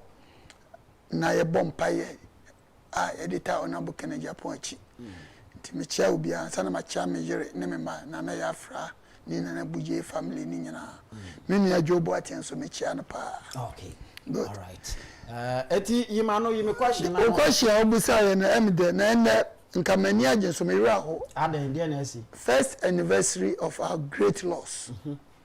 Enya me see wo sa election ni mu no say munyina na minua obetra ha kan aya rehwesam na question busam nka meyi wano na meba ye call nothing 5 northern regions no so we follow yan minim so dey we follow ko de bia na kan ho asem na utie testimonies edipa wo mo kasa ewo esirem 5 northern regions o mo to abama honorable Agyapong na ye kan ya wanya bino na ma mira ho eno de se woni hu proof bia me pa chaw party nkoye hwehwemu fa we sudua Nyankopon adom ya timi nka se eye no Nyankopon adom ya nkoye hwehwemu but am say en social media baby honorable Agyapong ko siremo Roma to abama Ken honorable Ken they came with evidence once anybody ya so dey ebi twa photo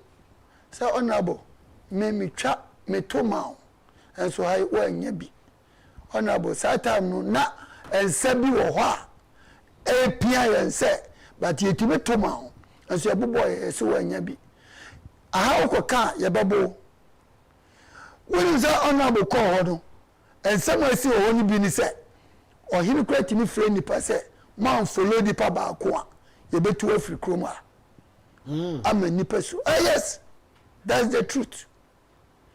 Na se yese ni ase penkabo mu net nipa kuo bitimi kabo mu se nipa ba ko pe ni pese di tumi ma no ebede na kabo mu na ba nti se omoto ma mo afrase na mo ntimi ammo ho ban a ede na chese this time there the ma ni wo de wo hunu no hunu mpre no obi anim so na kubu Agyapong say o papa no what say political za ono a political wizard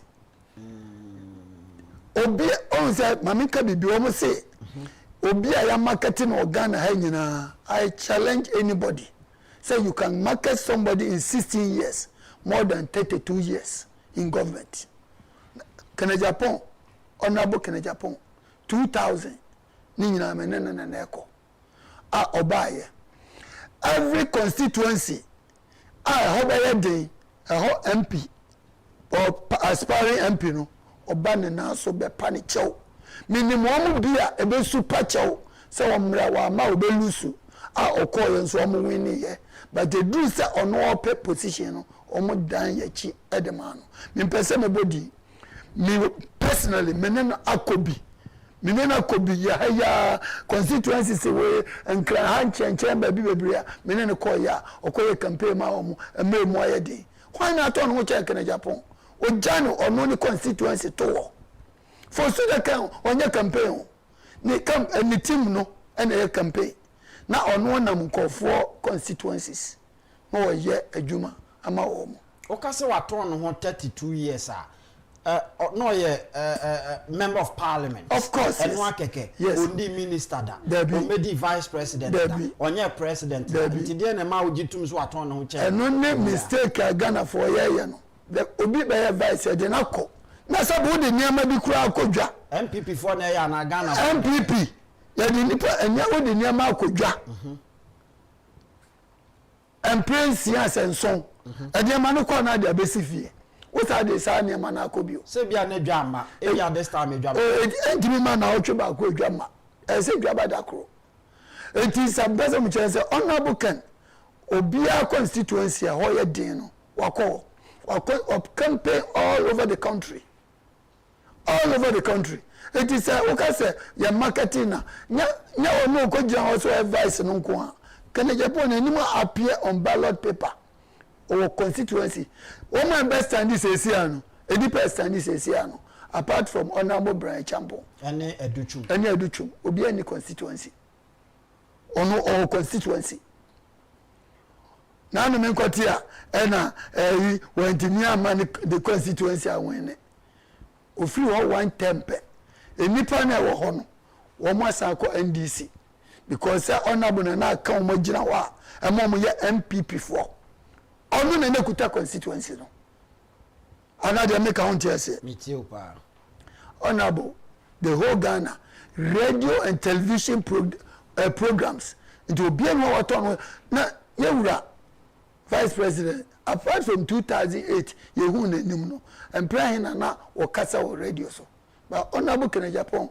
right from the year 2000 he is always on radio and television and to abaka so on ton no me no nya adwen what ton no che obia o see the pains what na see the pains of course because kasa wo radio so no adun station by the honorable Agyapong onko soda oko kokasa ma party onko ye campaign man ho enye parliamentary campaign and no okoso he was speaking for the party okokasa adumu nyenya 10 cents of Agyapong onu BBS ya okotrentre no kra no na edam se be ko contest ona bu ko binti obi anya aboda agya atwere say 10 cents na mama kama MPP dia oh ni boy nsem ene dia honorable ade dia akoye NDC for na yenya ye fie roto no woka dia ene dia we nipa bone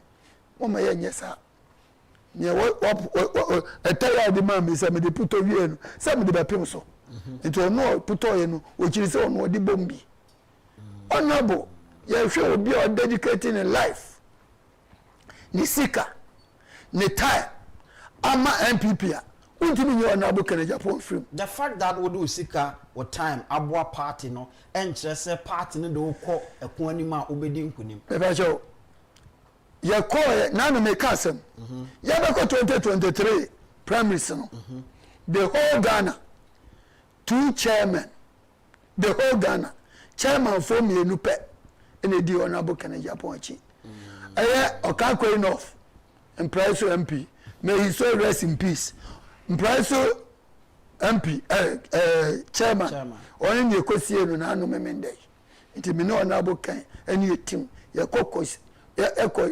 esie no ekoja enu anu kwan the whole Ghana member of parliament baako pe out of the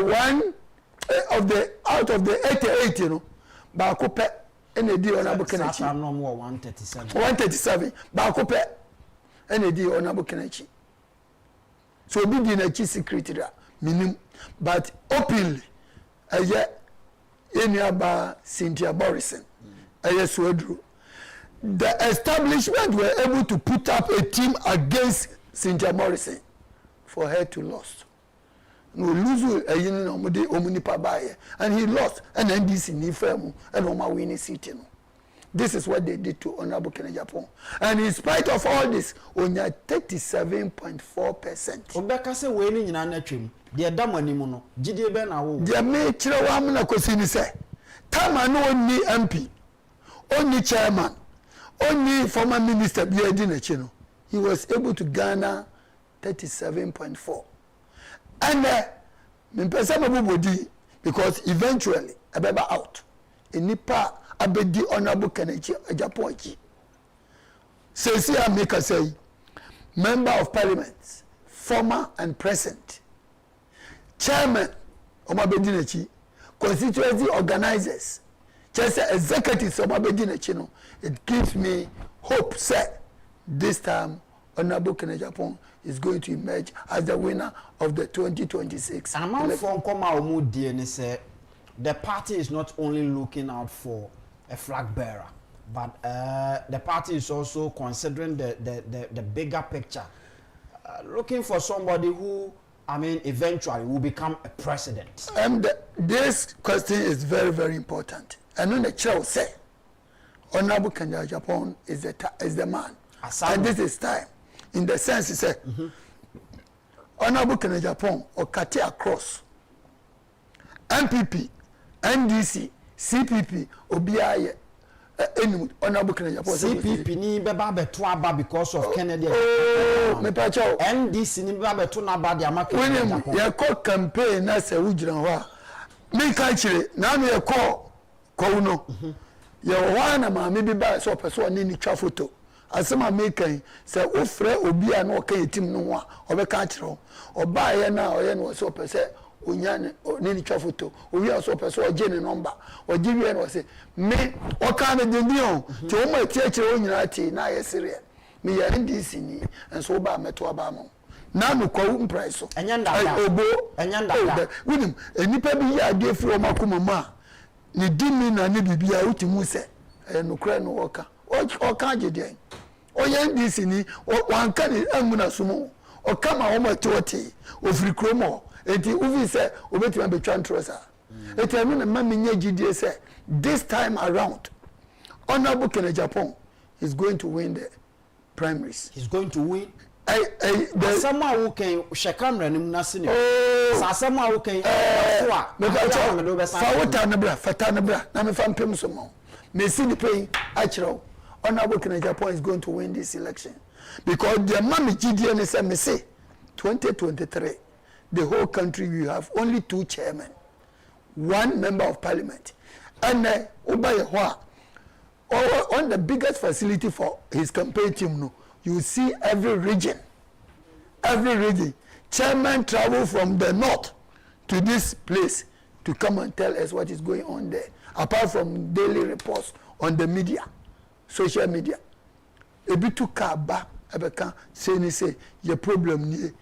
Ya shishe logistics e de be ko emu bibia eti anu na me gidie se anura empanyifo bi ba me pese me bo region free bae aye hemfo omo bae ohene ba ko o say politician o say me na me wa ba se si ade ma ba ho ena me ka se we de bia wa ba nti no so oh me yo ohene me nya kola mintimi entwa ntronkyere no sesi ya hana me wo me hwe MPs bia na 2023 wo mu di campaign ni ma ene wo ma bedi achi no amama ni je ene wo betimi ama wani age now looking at Kencity Agyapong ne message or the ema delegate no ensema hodo a okane ade nyina Ghana for so tete windows mu a ye hwe ye tie wo na ne nam obetimi ahwemanim aka akire me se ensema wodo a oka na me ha me bie factory wa ha meye we obedi nkunim abeye mampeni wo Ghana hetimi ayese adwuma ne nyina me the pass obusa me e se amfo na kire ne nto aso ene say we the sharing say we are because onya ma ya kura no me pese me ka esa ase we are ya ni aye president ni Honorable Agyapong aye no Ghana the onyanti ye no a stranger in as I feel about Ghana. Now, India for me by me the video me man now bet me about Kandremo. Or no India new or Dubai. And our full taxi or shall be see free in the Rolls Royce and or contract taxi. Only say we Ghana ni and one any year interview say of Ghana or say and we say wo to a bank I to am o so ko to am honorable Agyapong. O say but am honorable Agyapong. Why? Was it because no video no ha o pa me be ba mo no mabo. India ni oba a business no ye ba be ye. And I to okra honorable ka chem say o mo the MOU na ba o mo be sign MOU no. Into okohu Charles Bisu no one no aye no sign MOU no. The people who have lined up, businessmen who have lined up from India, Dubai, and China, who want to come to Ghana, when Honorable Agyapong becomes the president, if I tell you, you marvel. China for a kakrebi kro mobile ha kura yensu no ma be say no. Eti gidie ben na wo say Honorable Ken so eba e ma China for aba omo mebu nkan fa ye so afi do me say Japade nyina. Yes, say me kan ye man ka so be ye mine. Me fanto ani say Honorable Agyapong open mine or mine enko ye bi ache. No me catch us say investment of factories and yet other gold mines in Ghana. Other the idea we are question Honorable Agyapong campaign na wo ye no or ye primary campaign no I said the national campaign and nyema oba obeye no e wona no all the aspirants no one the timika bisa ntu wo gidie so obetimi de o mine mbra Jesus Christ ama ahoho mbeba ha no bebu nkan fa ye so da bi na ono wasi gold do nya kura na se say ne ebeye na o mani nya bia yamani shefom yamani shefom na the right time say it is a new month obey president ko bia no na no ye ni age cause anya hwi yen ko fe wo corona ko bia so new month no wo no on benya adwuma ye say China for ba anu mo be ye deep mining na ye any problem amra be ko because you too gold ni anwome me ko be 70 years ni ya anwome enso obo ase ani me kro me nu 30 minutes na kro no ewo ensu an say but ye ko fa as surface mining ba yi and I be say o mine no etiminia president bia obeba Ghana obeba kwanzi entu surface mining no ompo mani ye surface mining no na say kro me krom galam say ne bi ni ho ye to abawie 2024 January me call galam say start ho but with time ni nim ne be ye timpacho Honorable Agyapong we businessmen were lining up or tapo as a market time say nyame boani ne say dey generation and am be nipa sanse we ya ati o when the can be sir amam penny for abakwa when the team is bold enough to tell you say me ba me winum ya me kasa me pese me kan okre de me do say sia no me win na kra me say nyame na afre me obi antimi nkume e je say me kan okre nipa no me na nanti ache ena me nim ne otie ne kuku eka minimum say do sitie obeye kukuku wa okọ ye transit 5 minutes na ne boajo ye wo bi so on kasa ade a obeye no ebe she ni trimu 10 years no oda kan wasem Honorable Agyapong ma me ka ade ani panim wo no he has kept his friends all these years nenafo enam over the years this one and now we manage. But will be on Timini Nipakra 19. How can I work with him for 32 good years? So in Nipa Bonini, they said they will be a cana. Adamas at the American Meboa. Nipa, Ubia, said they are Missy Bono. You were a Nipa be a honuma, or the Sacramai, Ubisu to so cra. A beer can Japan, the entity of Krama, the enemy, obey whoa, and so on cow. They make out, I say. But Omo inimuno no Omo kofa Honorable Agyapong is a very nice man. a baby BM very nice. She oman mu ayeti Ghana ha woni nete ha. Unim say eba na kwan a ye problem. Yes. Eba no national facilities ana say infrastructure ye lack it. Oma ba be kan e ye be say omu nyina akọ. Dey na ma wonya sa gidie ni say Kennedy Agyapong dey ba wo be ye. Dey okay. Dey make oma kasa ni nyina. Omo ba ba ma no omo kasa be say. And now what we need slot awie can Agyapong nya win slot. And what kasa asem chiro. And na before can obi kan o say na obi kasa beto buba bowa. And yet tete wona na on nurse so no. And dey bia na buba ni she ni bottom. Now honorable can Agyapong nim what he is doing. When you oye say see ya me no kasa yi. Me say businessmen are lining up in energy sector. And a factory sinima steel plant very soon. Amiya my baby. Cold stores in the yena juma dada. And sanaba agro industries, pharmaceutical yakojias ase of what and also obey. Eti masa a dear century bio and one yama who say oba obitimba juma ba. Me catch on nese from Kwame Nkrumah time bepim ne. Yenya president ya Oba no so employment rate a year of even 500 no factory or employment of 500 BC that BC me no na Ghana we a crachi ni we can kai we metra me who say asema Kenya yes our knowledge be that on the mention sadia enyema city sesia no yakoto abawie ya Ashanti region. You were Dr. Mahmoud Baumianya 22,000. Can Agyapong 11,000.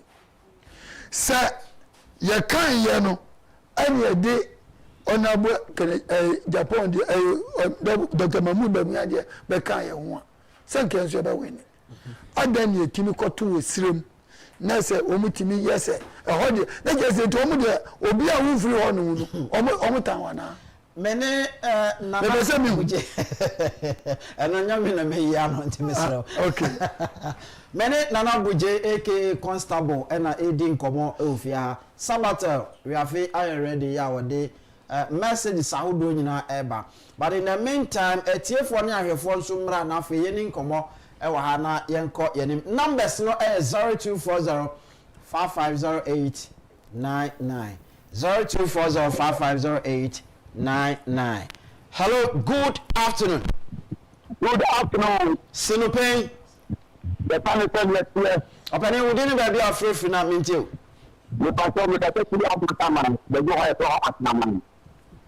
We didn't do human thing at the Royal. Ma phone on call kasa. The trouble is that the pastor when we sit on the jam, the whole Ghana service is done. You know, we only one person happy. But then you do it.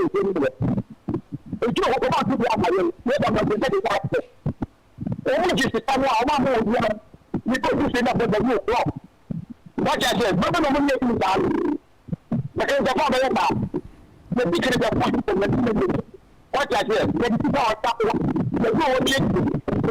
Not only let what you have to talk, what you yes, now I'm saying it's not the community.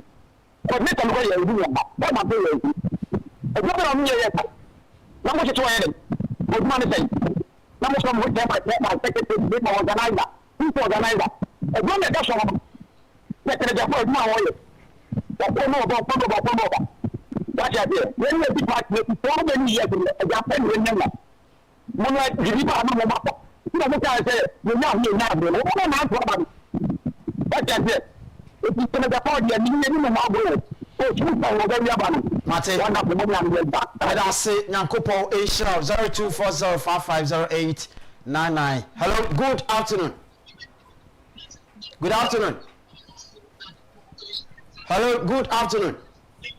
Good afternoon. Sinupay. The patron and But your friend say we didn't be afraid na mintiu. your friend Nana Kwejo with the cassette Omanjo. Nana me pacho ma wonne so na yentiu. Me pacho Kennedy Agyapong dia ka oya pet ni de ne kuko no na tuma na e problem. Ani ning spending ya santan kan ni fa na to nkyɛn na me de me nkomanim yɛne no nkasa one no kɔka dɛn 0240550899. Hello, good afternoon.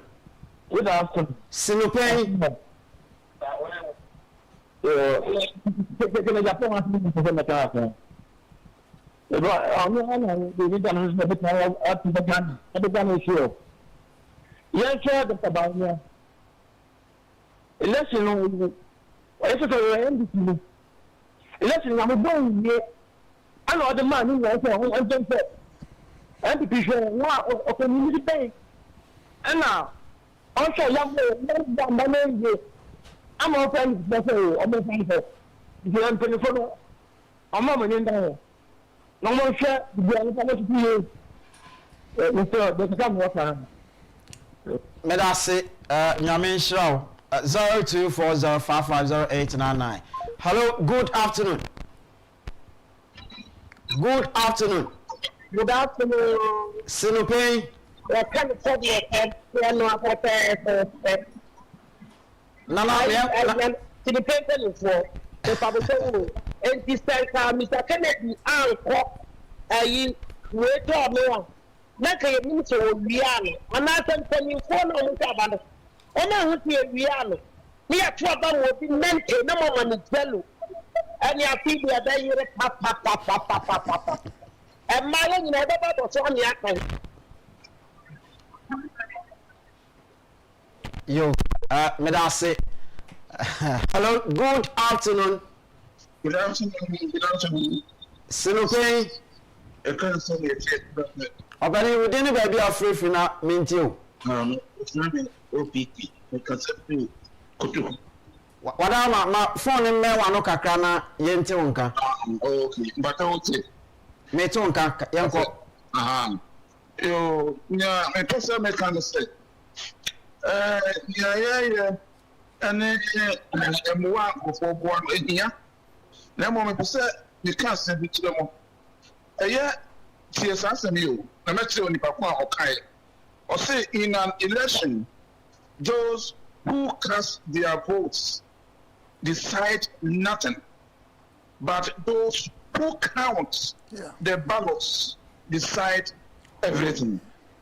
Stalin and the council, Russian, once again, from a leader. Oh no, Kansas, and you find to the person at time. Medase, Papa, Nkum Inshraw. Hello, good afternoon. Good afternoon, Opanikaja. Sinupɛn. The champion of the Adams and Griffey Ashama. Now, Kakano Kassan, Katragana Pugina, and said, Mama Yina, Yanfa, Canada, Agyapong. You need to see a follow, but Papano, you can't make a strong Musay and fucking Agyapong, and said, Papano, about boy youth. It's the fact that I'm putting that it's ready to follow. Or more delegate, no, one mistake, almost Sabano, I'm not going to Agyapong because Papano, or this Yakata, you wish you know Kutano. Not more mistake, for Fabano for movie. People will be more city. What's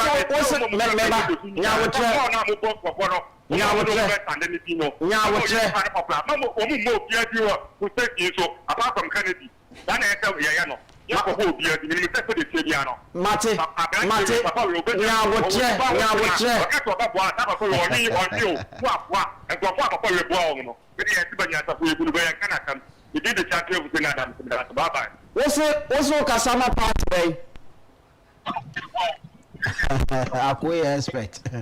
Hello, good afternoon. Good afternoon. Sinupɛn. You can't tell it here. Opani, we didn't baby a free now. Mean you. I just tell it as you don't go dancing, but I can go dancing. Okay, you too.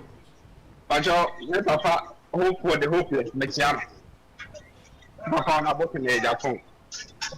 Mamma did be a man where you won't let them who does. Papa, you so good to me, a man, by Ghana for your kind of correct. You can correct. You can correct the whole Lucan of his man, which really let you. He can be any among politicians you had any from for because we have heard of the crow. It's the other people about energy. You know, that's what I'm going to play.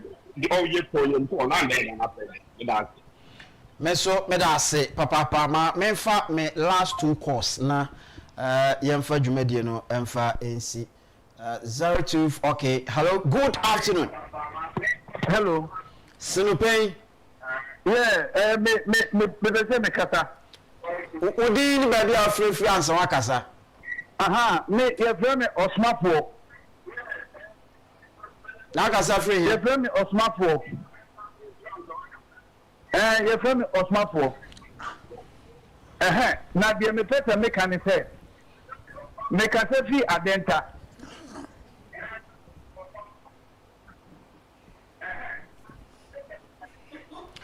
Osmafo wa madwuma na ye de ama me entie wo kasa Ghana wo se o mu jai eno kasa dodo eno yise no tie me ba cho ye ko yo wo de tie mi wa ho de ni ya ni se Ghana fo ye sori a ye se no kasa dodo no kasa dodo Ghana fo wo se se ye tu aba mo bia ka out of secrecy no ye mpedi ye bia transparent na can Agyapong and obetting transparent no sabi obi asase to assembly mind the baby president obi a factory mo nipa 10 kwen adwuma yeda na papa we onye me bibia da oye ordinary parliamentarian but o di nipa hunti no we sisi factory na me ti ake gbe Ghana ponti nya asase mo ase so na moto everything for so big mistake. I can't about me Kenya me obetna opposition do. But you say Ken and MPP from one time at you. And this is for and no market can obiata can and no what a woman die and no catado do not happen. Onipa okata not so only sika at the blanco for at the beer juma not the okata no book or no because two no quantity. You not come in a one year or you. Osmafo ma men na wase we Osmafo ampa wo de asem aba ma men fa last caller na yenko okay, all right, ma men ko sabato we afi ho na yemfa dwumadie no emra wiye last caller na ba. Okay, hello, good afternoon. Hello, good afternoon. Sinupay. Ye kanu seni e pepe. Felix Bill ni. Unemme. Eyi de mo boy juma. Nyame shamu papa ni juma pa mo bo. Na de ye ka kire ye nuanum delegate fo ni say. Ye see power. Now the idea can say political parties are formed to win a political power. Say who is say papa said then na say one ma power. Sao police papa ni nyina no entimi nya adwuma. Entimi pa obetimi agi power no edi amayen. Saa nipa no ni Honorable Kennedy Akompre for him Agyapong. Bema okanokure ta won pesisie. Obia yan to corruption ya dem kan fan hunta no Ghana ono ni Honorable Ken. Entimi nyinum delegate. Say say power dia. Yan tuma Honorable Ken. Na ontimi ji power ni mayen. Na omra no me bi adwuma. Na bra ye bring nyina no, bra fi ye bring nyina no etuntwa. Yesramu mayen tuma no. Yami ka obi dia ho. Meda say Felix Bill and you've been justice to the time. Ma yemfensia Sabato we afi enso aye krado obapa edzai Mr. Nkum nyame adom me hoye pa na also oh nyame adom me nso me hoye obere ne na bere konti me no ni nkomo bia ntana me fa YouTube nko ana me fa WhatsApp no so wo de ne awbe bia ye ne enko okay and me fa YouTube messages no and share say when aye units efia fosia or say good afternoon Mr. Nkum. Honorable Kennedy Agyapong is coming like tsunami and no one can stop him. I am highly connected. We as I say massa or say in Ken we trust. Friends of Kencity Media say good afternoon Mr. Nkum. Or say a coin bia so Ken beba hashtag say kutu say bam masinu pain. We I Richard or Hene or say or if you can buy or say Mr. Nkum, I must be frank with you. It's NPP sickness that has affected my motherland, and we need the survivor, and the savior is Honorable Kennedy Agyapong. Masa or say, I hope they invited Miracle Abuaje or say hypocrisy leadership. Original boy or say his own northern brothers and sisters rejected him. No serious political party will entertain such a candidate. We are changing Dr. 00 vote number 1.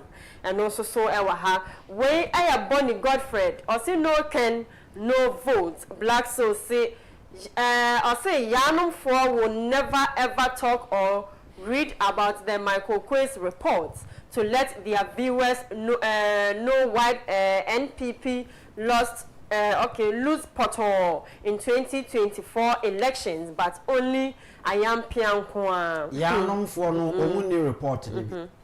Omu nsemu nya den ti report no mu nibi. Okay. Omu nya bi nsoso. Okay. Where I am Mina Isaac or say good afternoon, Mr. Nkum. Greetings to you all watching you from Cantonment. I am connected. May the good Lord protect our next president, Kennedy Agyapong. Where I am Felix Opon or say NPP delegates. If you want power, press 1, and if you want opposition, press 3. Case closed.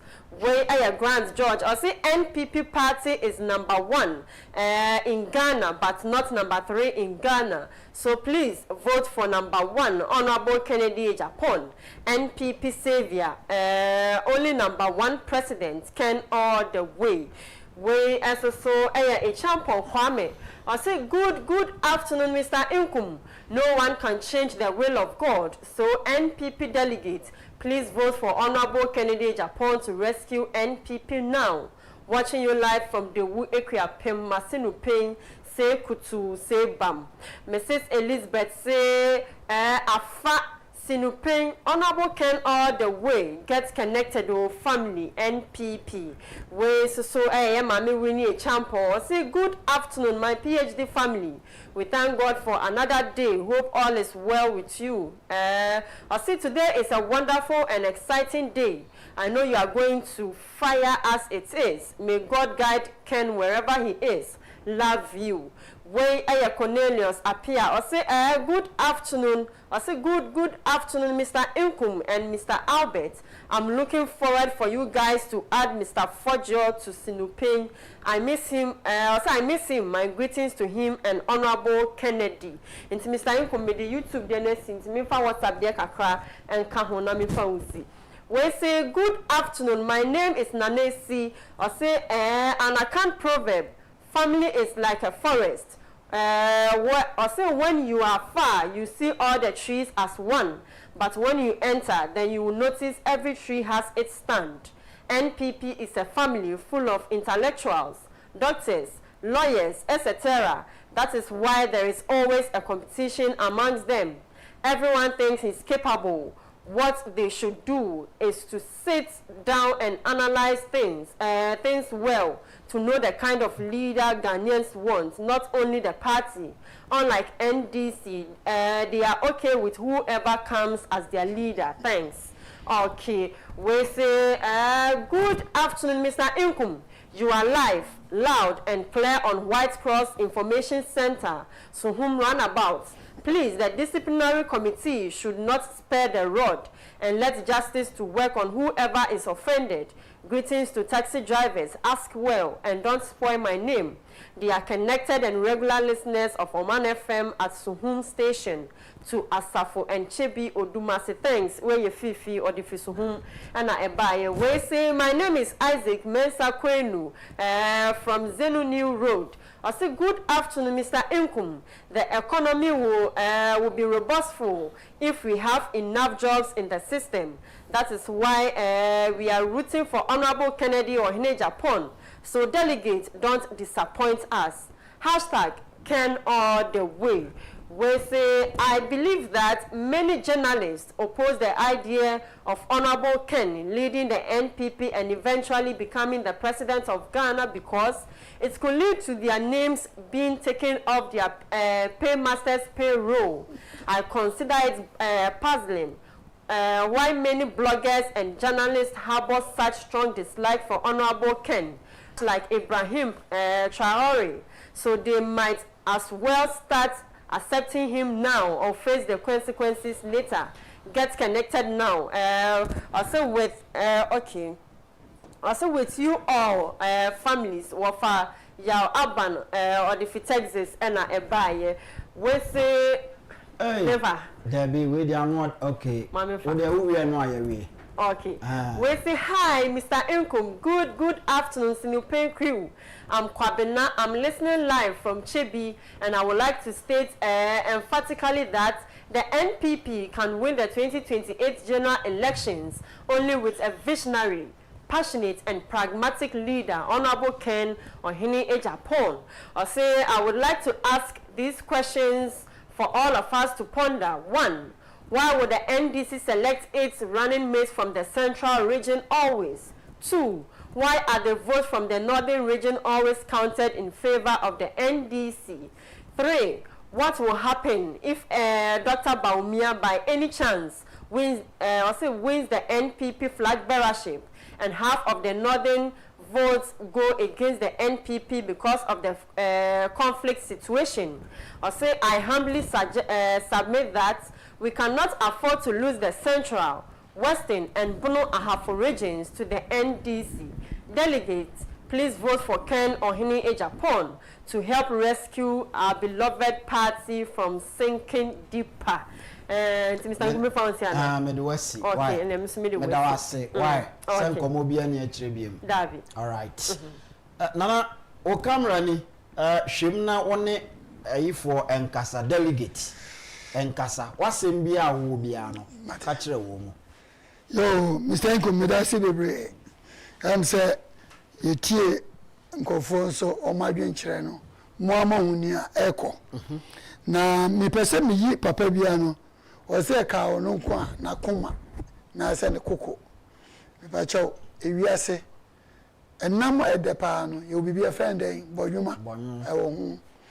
Ena na mi di ka kan no ona bo kana Japan bu betimi afu hasesi a the next 5 minutes na kuma ajo na kuma nyina no wonte se kana Japan abu obida ya mpacho munya abotre ewiase kwasio ena boy hina na de mesa ka bi o ma kan no vote no ya disrede na me disre wo mo ye hia obia se honorable ka weni a ye be hia other aspirants no the supporters it mpacho o ma kan no ka honorable kana Japan kan no vote da ya mo am penasem na mo ka na mesrem ye nu sade mu si penasem so we dey mesrem no vote no to me no enye slogan a esi asoso said ye be ya weni a ye nya the masses amomu so abedi kanachi masa mo tosu bio okay obi anyi uye beba cho meka Mr. Producer ubesrew solomona oka Dr. Bawumia ka sembi sese ya nto amano 2023 na se ade ne ko esrema abesa be hobio na ache na mpese obo ma amanfotie no ya boss ade bia ye bo enti me pa chao delegates uma mu yemfi ana etosu bio north to north no anya adwuma east to east nso nya adwuma na nado ofri eastern region obedi ya no okoi etu ofri ho no ma na aside east na aba Ghana for ntiase enti me sramo mama ya nyiri hu ye na ye hu se Honorable Ken Agyapong okati across na oba obetimi awe ne power enye flag bearer kekani yepe obi oba win national election oba president madam wase mene nana bujay aka constable na watenenka ono na mene no di nkomo enne ye frame Anthony Kofi Nkum Daze yamfa sedakese no emfama tabia takum woni na aboayen ama yede dwumadie yede abro nyankopon ya adoma ekina be sanso aba na afi ya to aso Mr. Nkum ni esinu pay ye kan se ne a we are out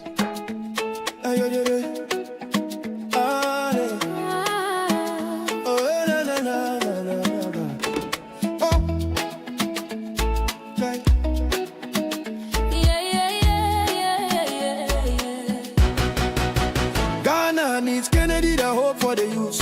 NPP delegates, listen to the call for a leader who can stand up tall. Kennedy Agyapong, the man with a plan to uplift Ghana, hand in hand. Tuaba, my Kennedy. No man, Tuaba, my Kennedy. My Anyano. Tuaba, my Kennedy. Oh man for power. Oh, Kennedy Agyapong, no, my enemy. Kennedy agenda, Ghana's hopeful plea. For the hopeless, a chance to be free. Jobs for the jobless, a vision so clear.